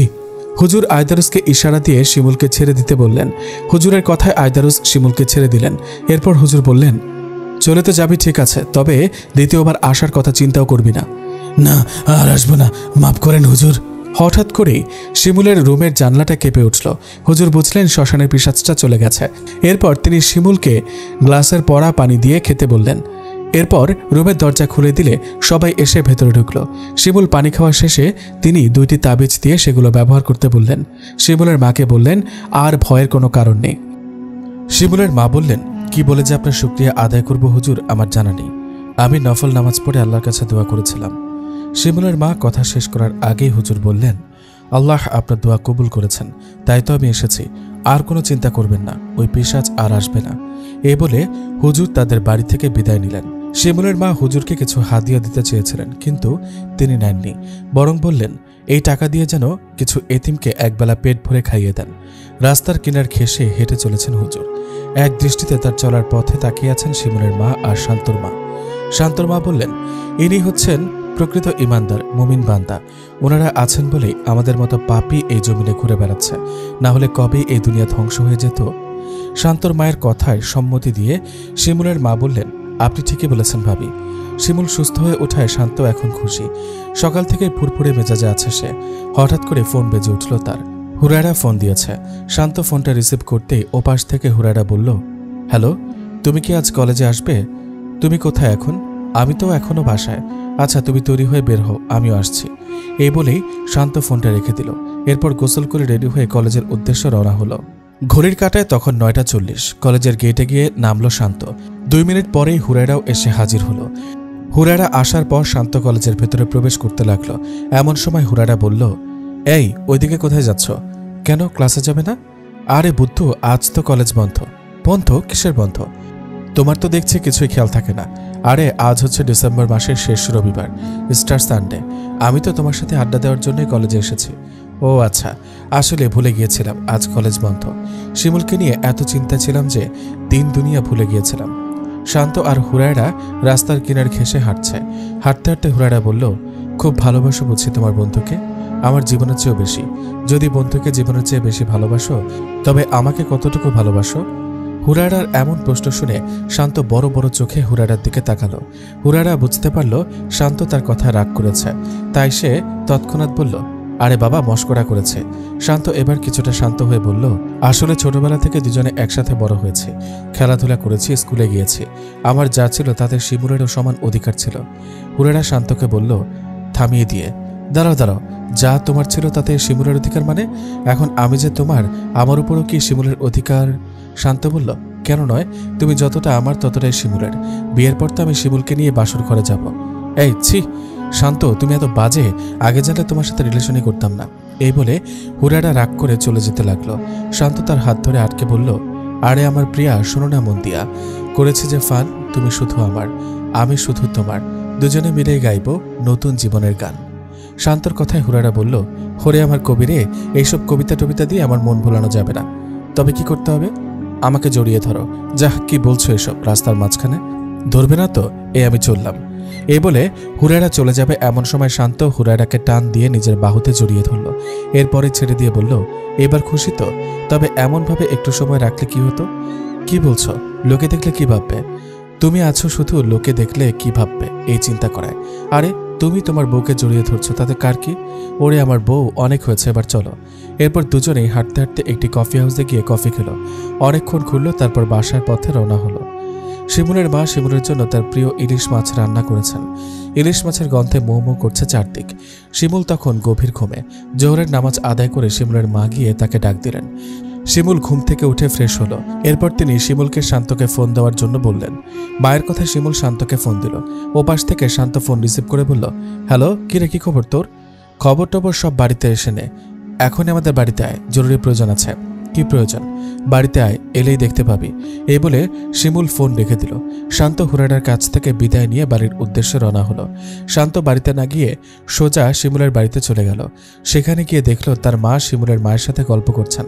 শান্তকে দেখে শান্তর মা বললেন, কিরে, সে কখন শিমুল তোকে ফোন দিল আর তুই এখন আসছিস? আসলে গাড়ি পেতে একটু দেরি হয়ে গেছে। শিমুলের মা বললেন, উফ ভাবি, আপনিও না, সে তো মানুষ, পরি নয় যে উড়ে চলে আসবে। গাড়ির রাস্তা দৌড়েও তো আসতে পারবে না, তাই না? আর দেরিটেরি হয়নি, সবেমাত্র 2:30 বাজলো। শান্তর মা শান্তকে বললেন, তুই দাঁড়িয়ে দাঁড়িয়ে কি করছিস? তাড়াতাড়ি গিয়ে হাত মুখ ধুয়ে তৈরি হয়ে নে। অসুস্থ ছেলে, সে কখন থেকে অপেক্ষা করছে তোর সাথে খাবার খাবে বলে। মায়ের কথায় শান্ত বাথরুমে গিয়ে ভালো করে হাত মুখ ধুয়ে ফ্রেশ হয়ে শিমুলের রুমে গেল। শিমুল তখন বসে বসে মোবাইলে ফ্রি ফায়ার খেলছে। শান্ত শিমুলের রুমে প্রবেশ করেই বলল, কিরে, কি করছিস? কি আর করব, বসে বসে গেম খেলছি। এই অসুস্থ শরীর নিয়ে গেম খেলছিস কেন? খাওয়া দাওয়া করে ঘুমিয়ে নিলেই তো পারতি। আম্মু আজ আমার প্রিয় ইলিশ মাছ রান্না করেছেন, তাই তোর জন্য অপেক্ষা করছিলাম, তুই এলে একসাথে খাবো বলে। আচ্ছা, বুঝতে পেরেছি। এখন ফোনটা হাত থেকে রেখে হাত মুখ ধুয়ে ফ্রেশ হয়ে আয়। ফোন কি করে রাখবো? এনিমি তো আমায় মেরে ফেলবে। আচ্ছা তাহলে আমার কাছে দে, আমি খেলছি, তুই যা, ফ্রেশ হয়ে আয়। শান্তর কথায় শিমুল ফোন শান্তর হাতে দিয়ে হাত মুখ ধুয়ে ফ্রেশ হয়ে এলো। কিছুক্ষণ পরেই শিমুলের মা টেবিলে খাবার সাজিয়ে শান্ত আর শিমুলকে ডাক দিলেন। ডাক শুনে শান্ত আর শিমুল টেবিলে গিয়ে দেখল শিমুলের মা আর শান্তর মা মিলে অনেক রকম রান্না করেছেন। এক জায়গায় খাসির গোস্ত, ইলিশ মাছের ঝোল, গরুর নেহারি। খাবার দেখে তো শান্ত শিমুলের জিভে জল চলে এলো। একান্নবর্তী পরিবারের মতো শান্ত, শিমুল, জাহিদ, শিমুলের মা, শান্তর মা আর পাশের বাড়ির সাইফা সবাই মিলে একসাথে খেতে বসলো। শান্ত ভেবে পাচ্ছে না কোনটা রেখে কোনটা খাবে। সবগুলো রান্নাই এক কথায় অসাধারণ হয়েছে। খাওয়া দাওয়া শেষ করে শান্ত এবং শিমুলের মা আর সাইফা রান্নাঘরে থালা বাসন পরিষ্কার করতে লাগলেন। শান্তর ইচ্ছে ছিল আজ মাঠে খেলতে যাবে, কিন্তু এত বেশি খেয়ে ফেলেছে যে হাঁটতেই পারছে না। শিমুলের রুমে গিয়ে দুই বন্ধু ঘুমিয়ে পড়ল। 1 মাস পর শান্তর বাবা আজ দেশে ফিরছেন। শান্তর যেন আনন্দের শেষ নেই, কারণ বাবা দেশে ফিরে এলেই হুরারার সাথে তার বিয়ের কথাবার্তা পাকা। এরপর শুরু হবে এক রঙিন জীবন। উফ, শান্ত যেন ভাবতেই পারছেন না। কিছুক্ষণ পরে মা ডাক দিলেন, শান্ত, কই রে, তাড়াতাড়ি রেডি হয়ে আয়, এখনই গাড়ি চলে আসবে। আসছি মা, এই বলে শান্ত শার্ট কোট লাগিয়ে বের হলো। কিছুক্ষণ পরে একটি হাইয়েস্ট মাইক্রোবাস এসে হাজির হলো তাদের দরজায়। শান্ত, শিমুল আর শান্তর মা রওনা হলেন বিমানবন্দরে। সকাল 10টায় বিমানবন্দরে ল্যান্ড করল বোয়িং 777। 419 জন যাত্রী ধারণ ক্ষমতা সম্পন্ন বিশাল বিমান দেখে শান্ত, শিমুল হতবাক, কারণ এর আগে তারা এত বিশাল বিমান দেখেনি। এর আগের বার যখন শান্তর বাবা দেশে এসেছিলেন তখন এয়ারবাস 310-তে করে এসেছিলেন, তাই তারা তখন এত বিশাল বিমান দেখেনি। দুজনেই হাঁ করে তাকিয়ে আছে বিমানের দিকে। কিছুক্ষণ পরেই শান্তর বাবা নেমে এলেন বিমান থেকে। এরপর তারা অনেকক্ষণ লাউঞ্জে অপেক্ষা করলেন শান্তর বাবার সাথে থাকা লাগেজগুলোর জন্য। লাগেজগুলো হাতে পাওয়ার পর তারা বাড়ির উদ্দেশ্যে রওনা হলেন। বাড়িতে ফেরার পর শান্তর বাবা শিমুল শান্তর সাথে শান্তর মা এবং শিমুলের মাকে সাথে নিয়ে খাওয়া দাওয়া শেষ করলেন। বাড়িতে অনেক আত্মীয় স্বজন এসেছে। সবার চোখ শান্তর বাবার সাথে থাকা লাগেজের সাথে। শান্তর বাবা অবশ্য আগেই একটি লাগেজ লুকিয়ে রেখেছিলেন, কারণ এই লাগেজে ছিল দামি দামি কিছু জিনিসপত্র। তিনি আস্তে আস্তে লাগেজগুলো খুললেন। কারোর জন্য শার্ট, কারোর জন্য pant, blazer, sari, tops, perfume সব একে একে বের করে এক একজনের হাতে তুলে দিলেন। সবাই খুশি হলেও শান্তর দুই দূরসম্পর্কের চাচি খুশি হননি। ওনাদের ইচ্ছে ছিল 2টি বিদেশি কম্বল নেবেন, তবে শান্তর বাবা কম্বল আনেননি, তাই ওনারা একরকম মন খারাপ করেই সেখান থেকে বের হয়ে গেলেন। শিমুলকে একটি ঘড়ি দিয়েছেন, আর ওতেই খুশিতে সে লাফাতে লাগলো। শিমুলের মাকে বললেন, ভাবি, সব তো অন্যদের দিয়ে দিলাম, আপনার জন্য রাখতে পারলাম না, কিছু মনে করবেন না। শিমুলের মা হাসি মুখে বললেন, আরে ভাই আমার, তুমি যে সুস্থ শরীরে দেশে এসেছো এটাই তো সবচেয়ে বেশি। তুমি কত কষ্ট করে রোজগার করো, মানুষজন তো কেউ বিদেশ থেকে এলেই তার লাগেজে চোখ থাকে। মানুষটা কেমন আছে, বিদেশে কেমন তার দিন কেটেছে সেটা কারোরই খেয়াল থাকে না। এটা আপনি ভাবি ঠিকই বলেছেন। আচ্ছা আমি যাই তাহলে, বাড়িতে কাজ আছে। ভাবি রাতে আপনার দাওয়াত, খেতে আসবেন, সাথে শিমুলকেও নিয়ে আসবেন। আচ্ছা ঠিক আছে, আসবো। এই বলে শিমুলের মা শান্তদের বাড়ি থেকে বিদায় নিলেন। রাতে শিমুলের মা বাসায় কাজ করছিলেন। এমন সময় শান্তর বাবা ফোন দিয়ে বললেন, ভাবি কোথায় আপনি? আপনাকে যে বললাম রাতে শিমুল আর জাহিদকে নিয়ে আমাদের বাসায় আসতে, এলেন না যে? ভাইজান আমি ভুলে গিয়েছিলাম, আসছি এখনই। এই বলে তিনি ফোন রেখে দিলেন। আসলে ভুলে যাননি, যেতে ইচ্ছা করছিল না, কিন্তু এখন না গিয়েও উপায় নেই। না গেলে শান্তর বাবা রাগ করবে। রান্নাঘর থেকে বের হয়ে শিমুল আর জাহিদকে সাথে নিয়ে শান্তদের বাড়ির উদ্দেশ্যে রওনা হলেন। সেখানে গিয়ে সবাই মিলে রাতের খাবার সেরে নিলেন। এরপর শান্তর বাবা লুকিয়ে রাখা লাগেজ বের করে বললেন, ভাবি এই লাগেজটা লুকিয়ে রেখেছিলাম, সবার সামনে এটা খুললে তো কেউ খুশি আবার কেউ মনমরা হয়ে যেত, তাই খুলিনি। কথা বলতে বলতে শান্তর বাবা লাগেজ খুললেন। লাগেজ থেকে 2টা ল্যাপটপ বের করে একটা শান্তকে আর একটা শিমুলকে দিলেন। জাহিদকে দিলেন একটি ফোন। এরপর লাগেজ থেকে বের করলেন 2টা দামি শাড়ি, একটি শান্তর মায়ের জন্য আর একটি শিমুলের মায়ের জন্য। জিনিসগুলো বের করতে করতে তিনি বাইরে তাকাচ্ছিলেন, যেন কারো অপেক্ষা করছেন। এরপর তিনি 2টা সোনার আংটি বের করে বললেন, এই 2টা দিয়ে শান্ত আর শিমুলের বউকে বরণ করা হবে। উপস্থিত সবাই হাসতে লাগলো। কিছুক্ষণ পরে একটা সিএনজি এসে হর্ন দিতে লাগলো। 2টা বিদেশি কম্বল নিয়ে এসেছে। শান্তর বাবা কম্বলগুলো ভেতরে আনতে বললেন। একটা লম্বা লোক কম্বলগুলো দিয়ে গেল। কথায় কথায় তিনি বললেন, লোকটা তার বন্ধু, সে গত 15 দিন আগে দেশে ফিরেছে। তার সাথে জিনিসপত্র কম ছিল বিধায় কম্বল 2টি দেশে পাঠিয়ে দিয়েছেন। কম্বল 2টি থেকে একটি শান্তর মাকে আর একটি শিমুলের মাকে দিলেন। শিমুলের মা বললেন, ভাইজান খামোখায় কেন এতগুলো টাকা খরচ করতে গেলেন? সামনেই শান্তর বিয়ে, কত টাকা পয়সার দরকার বলেন? তা নিয়ে আপনি চিন্তা করবেন না ভাবি, আমি সব ব্যবস্থা করে এসেছি। আপনারা আমার পরিবারের জন্য এত কিছু করেছেন, আমি কি এই সামান্যটুকু করতে পারি না? কই কি আর করলাম ভাই? করেছেন। আচ্ছা বাদ দেন, এবার আসল কথা শোনেন। আগামী 30 তারিখ আমরা শান্তর বিয়ের ব্যাপারে কথা বলতে কনের বাড়িতে যাব। তাদের সাথে ফোনে কথা হয়েছে। ছেলে যেহেতু পছন্দ করেই ফেলেছে, তাই আমি আর দেখাদেখি করতে চাচ্ছি না, সোজা বিয়ের তারিখ ফাইনাল করে দিব। আপনাকে যেতে হবে আমাদের সাথে। আচ্ছা ঠিক আছে ভাই, যাব। এখন বাড়ি যাই তাহলে, রাত তো অনেক হয়েছে। আচ্ছা যান ভাবি। শান্তদের বাড়ি থেকে বিদায় নিয়ে নিজের বাড়ির উদ্দেশ্যে রওনা হলেন শিমুলের মা। নতুন ল্যাপটপ পেয়ে শিমুল ভীষণ খুশি। সারা রাত ল্যাপটপ নিয়ে নাড়াচাড়া করতে করতে ভোর রাতে ঘুমালো সে। শান্তর অবশ্য ল্যাপটপ নিয়ে কোনো আকর্ষণ নেই। সে শুয়ে শুয়ে অপেক্ষা করছে কখন সকাল হবে আর কখন হুরায়রার সাথে দেখা করবে। এই চিন্তা করতে করতে তার চোখ থেকে ঘুম পালিয়েছে। নির্ঘুম রাত কাটিয়ে ভোরের আলো ফুটে উঠতেই চলে গেল মসজিদে। ফজরের নামাজের পর কিছুক্ষণ কোরআন তেলাওয়াত করে মসজিদ থেকে বের হলো। এরপর ঘণ্টাখানেক হাঁটাহাঁটি করে আস্তে আস্তে বাড়ি ফিরে এলো। বাড়িতে এসে দেখলো তার মাও উঠে পড়েছেন। চা বানিয়ে শান্তকে দিলেন আর শান্তর বাবার জন্য গুড় মুড়ি রেডি করলেন, কারণ শান্তর বাবা সকালে চা পান করেন না। সকালের নাস্তা সেরে শান্ত রেডি হয়ে কলেজে গেল। ঘড়ির কাঁটায় তখন 9:15। কিছুক্ষণ অপেক্ষা করার পর হুরায়রা আসলো কলেজে। হুরায়রা শান্তকে দেখে বলল, কি ব্যাপার, তোমার চোখ এমন লাল দেখাচ্ছে যে? রাতে কি ঘুমাওনি নাকি? ঠিক ধরেছ, রাতে মোটেই ঘুম হয়নি। কেন ঘুম হয়নি? একটি খুশির সংবাদ আছে, সেটা তোমাকে দেওয়ার জন্য অপেক্ষা করছিলাম কখন সকাল হবে। কি সেই খুশির সংবাদ? সংবাদটি হচ্ছে, বলবো? বলো। বলতে তো বলেছে। আচ্ছা তুমি বলো তো কি হতে পারে? হুরায়রা একটু সময় ভেবে বলল, তোমার বন্ধু সুস্থ হয়ে গেছে। আর ধুর, সে তো গতকালকেই সুস্থ হয়েছে। তাহলে কি? বাবা দেশে ফিরেছেন আর আগামী 30 তারিখ আমাদের বিয়ের পাকা কথা বলতে তোমাদের বাড়িতে যাবেন। তাই নাকি? এ তো সত্যি খুশির খবর। আমাদের স্বপ্নগুলো সত্যি হতে চলেছে। আচ্ছা ক্লাসে চলো, ক্লাস করে পরে আজ তোমাকে আমি খাওয়াবো। আচ্ছা চলো। শান্ত আর হুরায়রা কলেজের গেটের ভেতরে প্রবেশ করলো। ধীরে ধীরে গল্প করতে করতে তারা হাঁটতে লাগলো ক্লাসের দিকে। ক্লাস শেষ করে শান্ত আর হুরায়রা চলে গেল একটি কফি হাউসে। সেখানে কফি খেতে খেতে তারা গল্প করতে লাগলো। বেশ কিছুক্ষণ গল্প করার পর তারা যার যার বাড়ির উদ্দেশ্যে রওনা হলো। বিকেলে শান্ত আর শিমুল মাঠে খেলতে গেল। সায়েম শান্তকে দেখে বলল, কিরে তোর নাকি বিয়ে ঠিক হয়ে গেছে? তোদের কে বলল? কেউ বলেনি, তোর বাবা এলেই তো তোর বিয়ে ঠিক হওয়ার কথা, তাই বললাম। ও আচ্ছা, বিয়ে ঠিক হয়নি। আগামী 30 তারিখ বাবা কনের বাড়িতে যাবেন বিয়ের দিনক্ষণ ঠিক করতে। ও আচ্ছা ভালো। একা একা আবার বিয়ে করিস না। একা একা বিয়ে করবো না মানে? বিয়ে কি সবাই মিলে করে? আরে আমি সেটা বলিনি, বলেছি বিয়ের সময় আমাদেরকে দাওয়াত দিস, ভালো মন্দ কিছু খাওয়া যাবে। ও আচ্ছা এই কথা। তোদের দাওয়াত না দিলে কাদের দেব বল? তোরাই তো আমার সব। সায়েম কিছু একটা বলতে যাচ্ছিল, এমন সময় উবাদা বলল, কি রে তোরা এখানে দাঁড়িয়ে আছিস যে? আমরা টসে হেরেছি, তাড়াতাড়ি মাঠে নাম। উবাদার কথায় তারা আর কিছু না বলে মাঠে ফিল্ডিংয়ে নামলো। দুর্দান্ত একটি খেলা জিতে তারা বাড়ির উদ্দেশ্যে রওনা হলো। 30 তারিখ শান্তর মা বাবা এবং এলাকার দুজন সম্মানিত ব্যক্তি হুরায়রাদের বাড়িতে বিয়ের কথাবার্তা ঠিক করতে গেলেন। হুরায়রার মা চেয়েছিলেন বিয়েটা একটু দেরিতে ফেলতে, কারণ সামনেই হুরায়রার পরীক্ষা। বিয়ের পর সাংসারিক কাজে পড়ালেখা চালিয়ে যেতে পারবে কিনা তাই তিনি চেয়েছিলেন কমপক্ষে ইন্টার পড়ে নিক। কিন্তু শান্তর বাবা মানতে রাজি নন। ওনার কথা, উনি সামনের মাসেই আবার বিদেশে চলে যাবেন। দেশে থাকতে থাকতে ছেলেকে বিয়ে করাতে চান। পড়ালেখার ব্যাপার উঠলে শান্তর মা বললেন, আপনি ভুলে যান হুরায়রা তার স্বামীর বাড়িতে আছে। আপনি মনে করবেন হুরায়রা তার নিজের বাড়িতে আছে।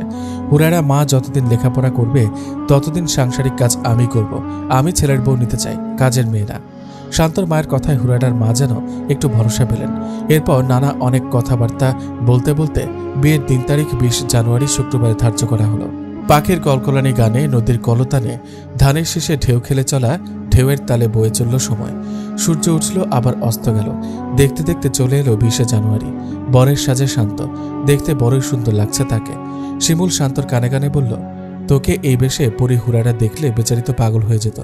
শান্ত একটু হেসে শিমুলের দিকে তাকিয়ে বলল, আজকে ওই মেয়েটার নাম না নিলে নয়। আচ্ছা আচ্ছা, আর বলবো না, এবার চল, সবাই অপেক্ষা করছে। এরপর শান্ত, শিমুল, শান্তর বাবা আরও 2-4 জন এলাকার গণ্যমান্য ব্যক্তি কনের বাড়ির উদ্দেশ্যে রওনা হলেন। সামান্য আয়োজন অবশ্য, হুরায়রার বাবা চেয়েছিলেন বড় আয়োজন করতে। শান্তর বাবা মানা করলেন। তিনি বললেন, কনের বাড়িতে বরপক্ষ দলবল নিয়ে গিয়ে খাওয়া শরীয়ত সম্মত নয়। বিয়ের পরের দিন আমার ছেলের ওয়ালিমা করব, সেখানেই সবাই গলা পর্যন্ত ভরে খাবে। ফুল দিয়ে সাজানো গাড়িতে বসে আছে শান্ত, মুখে তার মিষ্টি হাসি, 2 চোখ ভরা রঙিন স্বপ্ন। প্রত্যেক মানুষের জীবনে এই এক আনন্দের দিন। জীবনে জৈবিক চাহিদা পূরণের স্বপ্নে বিভোর থাকে সবারই আঁখি। শান্তর বেলাতেও তার ব্যতিক্রম নয়। আস্তে আস্তে গাড়ি চলল কনের বাড়ির দিকে। একটুখানি পথ, তাও যেন বহু দূরে। শান্তর যে আর তর্স হয়েছে না। বধূর সাজে হুরায়রাকে দেখতে ব্যাকুল হয়ে আছে তার আখিদয়। হুরায়রাদের বাড়ির পাশের একটি মসজিদে জোহরের নামাজ আদায় করার পর বরসহ বরের সাথে লোকজন হুরায়রাদের বাড়িতে প্রবেশ করলেন। বরের জন্য আলাদা একটি জায়গা ফুল দিয়ে সাজানো হয়েছে। শান্ত সেখানে গিয়ে মুখে রুমাল চেপে বসল। কিছুক্ষণ পর কাজী সাহেব এসে হাজির হলেন। যথারীতি বিয়ের কার্যক্রম শুরু হলো। কাজী সাহেব বিয়ের কাবিননামা লিখলেন। এরপর কনের বাবার নাম, মায়ের নাম, কনের নাম বলে বললেন, তার সাথে বিবাহে আপনি যদি রাজি থাকেন বলেন কবুল। শান্ত বলল, কবুল। কাজী সাহেব আবার বললেন, বলেন কবুল। শান্ত আবার বলল, কবুল। কাজী সাহেব আবারও বললেন, বলেন কবুল। শান্ত বলল, কবুল। একই রকমভাবে হুরায়রাকেও কবুল বলানো হলো। এরপর ইমাম সাহেব দোয়া করলেন। দোয়ার পর উপস্থিত সকলের মধ্যে খেজুর বিতরণ করা হলো। মেহমানদের খাওয়ানো হলো। এবার বরকনে এক করার পালা। শান্তর বাবা শান্তকে নিয়ে ভেতরে হুরায়রার কাছে গেলেন। তারপর শান্ত হুরায়রাকে মালা পরিয়ে দিল। হুরায়রাও শান্তর গলায় মালা পরিয়ে দিল। বিয়ের সব আয়োজন শেষ হলো। এবার বিদায়ের ঘণ্টা। হুরায়রার বুক ফেটে যেন কান্না আসছে। তার তো এমন হওয়ার কথা নয়, কারণ এই শরীরটা মানবী হুরায়রার, কিন্তু ভেতরে তো পরিলোকের হুরায়রা। তাও কেন হুরায়রার এমন আবেগ জন্মাচ্ছে এই বাড়ির প্রতি? তাহলে কি সে এই বাড়ির সদস্যদের মায়ায় পড়ে গেছে? মায়ের গলা জড়িয়ে হাউমাউ করে কাঁদতে লাগলো হুরায়রা। হুরায়রার বাবা ছুটি না পাওয়ায় দেশে আসতে পারেনি। ভিডিও কলে মেয়েকে দেখছেন শুধু। সুরাইয়া কাঁদতে কাঁদতে অজ্ঞান হয়ে গেল। হাসি খুশি একটি পরিবেশ মুহূর্তেই বিষাদের রূপ নিল। অশ্রুসিক্ত নয়নে হুরায়রাকে বিদায় দেওয়া হলো। সব দেখতে দেখতে শিমুল ভাবল, কতই না অদ্ভুত মেয়েদের জীবন। যে বাড়িতে হেসে খেলে বড় হলো, শেষে কিনা তাদেরকে ছেড়েই চলে যেতে হয় অন্যের ঘরে। সেখানে কি আছে তার কপালে সে জানে না। কেউ সুখী হয়, কেউ বা পতিত হয় বিষাদের সাগরে। তবুও তারা মেনে নেয় সব। নতুন পরিবেশে নিজেকে মানিয়ে নিয়ে নতুন স্বপ্নে ঘর বাঁধার স্বপ্ন দেখে। কথাগুলো ভাবতে ভাবতে তার চোখের কোণেও জল জমে গেল। টিস্যু দিয়ে চোখের জল মুছে বিদায় নিল সেখান থেকে। বাসর ঘরে লম্বা ঘোমটা টেনে বসে আছে হুরায়রা। স্বপ্নে বিভোর তার 2 আঁখি। শতজন্মের স্বাদ যেন আজ পূরণ হতে যাচ্ছে। একান্ত আপন করে কাছে পেতে যাচ্ছে তার ভালোবাসার মানুষকে। এই সুখের জন্যই তো সে পরিলোকের অনাবিল সুখ আনন্দ ছেড়ে এসেছে। হঠাৎ করে দরজা খোলার শব্দ পাওয়া গেল। শান্ত এসেছে রুমে। হুরায়রা ঘোমটা তুলে বলল, তোমাকে বউয়ের সাজে দেখতেই সে সকাল থেকে মন উতলা হয়ে আছে, কিন্তু একটিবারও দেখার সুযোগ হয়নি। এখন তো দেখছো মিটেছে স্বাদ। তোমাকে যদি শতবার দেখি তবুও দেখার স্বাদ মিটবে না। বউয়ের সাজে কি যে সুন্দর লাগছে তোমাকে, আমি বলে বোঝাতে পারবো না। হয়েছে হয়েছে, আর বলো না, বেশি বলে নজর লেগে যাবে। এভাবেই দুজনের মধ্যে মিষ্টি কথাবার্তায় রাতভর চলল। ঘড়ির কাঁটায় সকাল 10টা। শিমুল এসে শান্তর দরজায় নক করছে। ভেতর থেকে শান্ত বলল, কে? আরে আমি শিমুল, ওঠ তাড়াতাড়ি, আজ তোর ওয়ালিমা। কত কাজ বাকি, তুই এখনো ঘুমাচ্ছিস? ওয়ালিমা তো বুঝলাম, তাই বলে এত সকালে উঠতে হবে? এত সকালে মানে সকাল 10টা বাজে, তুই এত সকাল পেলি কই? শিমুলের কথায় শান্ত মোবাইলের দিকে তাকিয়ে সময়টা দেখেই লাফ দিয়ে বিছানা ছেড়ে উঠে বসলো। সে ভেবেছিল হয়তো সকাল 7টা বাজে। কোন ফাঁকে যে 10টা বেজে গেছে বুঝতে পারেনি। আস্তে আস্তে বিছানা থেকে নেমে দরজা খুলে বলল, সরি রে, আমি তো ভেবেছিলাম মনে হয় 8টা বাজে। তা তো মনে করবি, রাতে যে ঘুম হয়নি। কথাটি বলে মিটমিট করে হাসতে লাগলো শিমুল। শান্ত লজ্জা মুখে বলল, তুই যা তো, আমি আসছি। শিমুল হাসতে হাসতে সেখান থেকে চলে এলো। শিমুল চলে যাওয়ার পর শান্ত হুরাডার কালো চুলে আলতো করে হাত বুলাতে বুলাতে বলল, হুরাডা শুনছ, সকাল হয়েছে, ওঠো তাড়াতাড়ি। হুরাডা চোখ বন্ধ থাকা অবস্থাতে হুরাডা বলল, হুরাডা কি? আমি এখন তোমার বিয়ে করাবো, আমাকে বউ বলে ডাকবে। ঘুমিয়ে ঘুমিয়ে কথা বলছো কেন? হুরাডা উঠে বসল, বলল, কে বলেছে আমি ঘুমিয়ে আছি? তোমার বন্ধু যেভাবে দরজা নক করেছে ঘুমিয়ে থাকা যায়? জেগে পড়েছে যখন, তখন না উঠে চোখ বন্ধ করে শুয়ে রইলে কেন? তোমাদের দুই বন্ধুর কথা শোনার জন্য। আচ্ছা হয়েছে, এবার ওঠো, দেরি হয়ে যাচ্ছে। এই বলে শান্ত রুম থেকে বের হয়ে ফ্রেশ হয়ে তৈরি হতে লাগলো। ওয়ালিমার জন্য শান্তর বাবা বড় বড় 2টি গরু কিনেছেন। বাবুর্চিরা সেগুলো রান্না করছেন। একদিকে মুরগির রোস্ট, গরুর কালো ভুনা, মুগ ডালের মুড়িঘণ্ট, দই, সব মিলিয়ে বিশাল আয়োজন। বাড়ির উঠোনে বেশ বড় সড়ো করে বাঁধা হয়েছে প্যান্ডেল। হুরারা ঘুম থেকে উঠে এত সব আয়োজন দেখে হকচকিয়ে গেল। কিছুক্ষণ পরে হুরারাদের বাড়ি থেকে হুরাডার মা বোন এসে উপস্থিত হলেন। শিমুল বিয়ের দিন হুরাডার বোনকে দেখেনি, আজকেই দেখল। হুরাডার বোন সুরাইয়া হুরাডার মতোই সুন্দর। শিমুল এক দেখাতে যেন তার প্রেমে ব্যতিব্যস্ত হয়ে পড়ল। যেহেতু শান্ত ব্যস্ত, তাই শান্তদের বাড়িতে মেহমানদের খাতির যত্ন শিমুল করছে। হুরারা মা বোন আশায় তাদেরকে নাস্তা দিল সে। সুরাইয়াও যেন এক দৃষ্টিতে তাকিয়ে আছে শিমুলের দিকে। শিমুল নিজেকে একটু সামনে নিয়ে নাস্তা সুরাইয়ার দিকে এগিয়ে দিয়ে বলল, নিন, নাস্তা করে নিন। এই বলে সে সেখান থেকে বিদায় নিল। জোহরের নামাজের পর মেহমানগণ আসতে শুরু করলেন। শুরু হলো খাওয়া দাওয়ার বিশাল ঝামেলা, চলল বিকেল 4টা পর্যন্ত। এরপর আস্তে আস্তে সবাই বিদায় নিল। হুরাডার মা বিদায় নিলেও সুরাইয়া জোর করে থেকে গেছে বোনের কাছে থাকবে বলে। ঠিক বোনের কাছে নয়, তার উদ্দেশ্য শিমুল। মেয়ের কথায় মা মেয়েকে বোনের কাছে রেখে দিয়ে বললেন, আজ সে থাকুক, কাল তোমরা যখন ফিরযাত্রা যাবে তখন তাকে সাথে নিয়ে যেও। সুরাইয়া তার বোনের বাড়ি অর্থাৎ শান্তর বাড়িতে থাকার প্রধান উদ্দেশ্য হচ্ছে শিমুলের সাথে কথা বলা। সন্ধ্যার পর শান্তদের ঘরে ভালোই আড্ডা জমে উঠল। শিমুল আর শান্ত মিলে কথা বলছিল। সেই মুহূর্তে সুরাইয়াও এসে হাজির হলো। 3 জন বসে গল্প করছে। হুরাডার মন চাচ্ছিল সেও তাদের সাথে গল্প করবে, কিন্তু সেটা আর হয়ে ওঠেনি। কারণ সে নতুন বউ, তাই বাড়ির কিছু নিয়মকানুন তাকে মেনে চলতে হচ্ছে। সুরাইয়া কথা বলার ফাঁকে ফাঁকে শিমুলের দিকে তাকাচ্ছে। শিমুল অবশ্য সেটাতে এতটাও পাত্তা দিচ্ছে না। গল্পের এক পর্যায়ে শান্ত গল্পের আসর ছেড়ে হুরাডার কাছে চলে গেল। শান্ত চলে যাওয়ায় শিমুলও চলে যেতে চেয়েছিল, কিন্তু সুরাইয়া তাকে থামিয়ে দিয়ে বলল, আরে আপনি কোথায় যাচ্ছেন? বসেন না, একটু কথা বলি। সুরাইয়ার কথায় শিমুল বসল। সুরাইয়া শিমুলকে জিজ্ঞেস করলো, আচ্ছা আপনি কি পড়ালেখা করছেন এখনো? না, এসএসসি পরীক্ষার পর আর পড়িনি। কেন পড়েননি? রেজাল্ট খারাপ হয়েছিল তাই। তাহলে কি করার ইচ্ছা এখন? আমার বিদেশে যাওয়ার কথাবার্তা হচ্ছে, শীঘ্রই চলে যাব। আচ্ছা, তাতে আমার চলবে। আপনার চলবে মানে? আরে না, কিছু না, আপনি বুঝবেন না ওসব। বুঝবো না কেন বলেন? বললেই বুঝবো। আচ্ছা বাদ দেন, অন্য সময় না হয় বলবো। এখন বলেন তো, আপনি কি কোনো মেয়েকে পছন্দ করেন? আপনি তো দেখছি বড্ড ফাজিল। এইসব বিষয়ে কথা বলছেন কেন? ফাজিল মানে? আমার সাথে কথা বললে বুঝতে পারবেন আমি ফাজিলের উপরের লেভেলে। তা তো দেখতেই পাচ্ছি। আচ্ছা বলেন না, আপনার কি কোনো মেয়েকে পছন্দ? না, তেমন কেউ নেই। আমাকে কেমন লাগে আপনার? শিমুল একটু লাজুক চোখে সুরাইয়ার দিকে তাকিয়ে বলল, আমি এখন আসছি, জরুরি কাজ আছে। এই বলে শিমুল সুরাইয়াকে কিছু বলার সুযোগ না দিয়েই রুম থেকে বের হয়ে গেল। সুরাইয়া শিমুলের এই লজ্জা পাওয়ার এই দৃশ্য দেখে একা একা হাসতে লাগলো। রাত 9টার দিকে সবাই মিলে রাতের খাবার খেতে বসলো। সুরাইয়া ইচ্ছে করে শিমুলের সামনে চেয়ারে গিয়ে বসলো। খাবার খেতে খেতে সে ইচ্ছে করে শিমুলের পায়ে পা দিয়ে খোঁচা দিল। শিমুল বিরক্ত চেহারায় সুরাইয়ার দিকে তাকালো। সুরাইয়া মিটমিট করে হেসে তাকে চোখ টিপ দিল। শিমুল বুঝতে পারলো এই মেয়েটা বড্ড ফাজিল, তাই সে পা সরিয়ে নিল। সুরাইয়া টেবিলের নিচের দিকে পা লম্বা করে শিমুলের পায়ের নাগাল পেতে চাইল, কিন্তু তার পায়ের নাগাল তো পেলই না। উল্টো চেয়ার থেকে স্লিপ করে টেবিলের নিচে পড়ে গেল। তরকারির বাটি উল্টে সব তরকারি গিয়ে পড়ল তার মাথায়। সুরাইয়ার মনে হলো কেউ যেন তার পা ধরে টান দিয়েছে। শিমুল তো নয়, তাহলে কে? হুরারা তাড়াতাড়ি করে গিয়ে বোনকে তুলে বলল, কিরে, পড়লে কিভাবে? হঠাৎ মাথাটা কেমন যেন ঘুরল আপু। হুরায়রা সুরাইয়াকে ধরে ঘরে নিয়ে যেতে লাগলো। সুরাইয়া পেছন ফিরে তাকালো, দেখলো শিমুল মিটমিট করে হাসছে। সুরাইয়া হাতের ইশারায় তাকে খুশি দেখালো। শিমুল মনে মনে বলল, ভালো হয়েছে, উচিত শিক্ষা হয়েছে, আর লাগতে আসবে আমার সাথে। সুরাইয়া বাথরুমে গিয়ে গোসল করে কাপড় চেঞ্জ করলো। চোখে ভীষণ জ্বালাপোড়া করছে। তরকারির সামান্য ছিটে ফোঁটা চোখে গিয়েছে তার, তাই জ্বালাপোড়া করছে। চোখের জ্বালা সহ্য করতে না পেরে সে বিছানায় শুয়ে ঘুমিয়ে পড়ল। ঘড়ির কাঁটায় তখন রাত 1টা। হুরায়রা হঠাৎ শুনল তাকে কেউ ডাকছে। বিছানা ছেড়ে উঠে জানলার পাশে গেল। বিলকিস এসেছে তার সাথে দেখা করতে। হুরায়রা বলল, তুই এই সময়?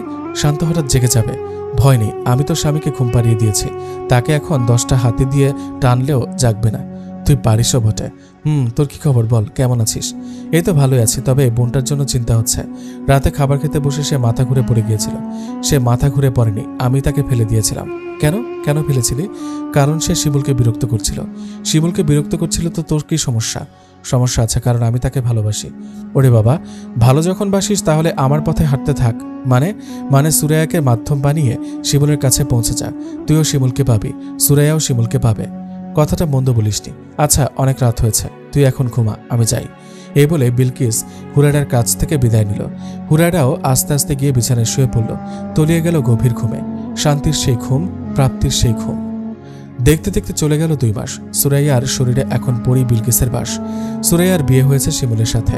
হুরায়রা, বিলকিস 2 বান্ধবী 2 মানবীর শরীরে ভর করে সংসার করছে তাদের ভালোবাসার মানুষের সাথে। সেই সাথে গুনছে অপেক্ষার প্রহর। শান্ত শিমুলের মা বাবা দুনিয়ার নিয়মে মারা যাওয়ার পর তারা তাদের নিয়ে রওনা হবে পরিলোকে। সেখানে পাতবে সুখের সংসার। তাদের ভালোবাসার চিহ্ন ছোট্ট সোনামণিরা পরিলোকের বাগান চষে বেড়াবে, কোমল পায়ে ছোটাছুটি করবে, বীজ বুনবে ভালোবাসার। তাদের এই ভালোবাসার স্মৃতিচিহ্ন হয়ে রয়ে যাবে যুগ যুগান্তরে। ইতিহাসে লেখা থাকবে দুনিয়ার 2 মানবের সাথে পরীর প্রেম। পরীর সাথে প্রেম সিজন 2 এই গল্পটা কেমন হলো কমেন্ট করে জানাবেন। খুব শীঘ্রই এই গল্পের সিজন 3 নিয়ে আপনাদের সামনে হাজির হব। এই ধরনের সুন্দর সুন্দর ভৌতিক গল্প পেতে নিশিরাত 76 এই ইউটিউব চ্যানেলটি সাবস্ক্রাইব করে রাখুন। সবাই ভালো থাকবেন। আল্লাহ হাফেজ।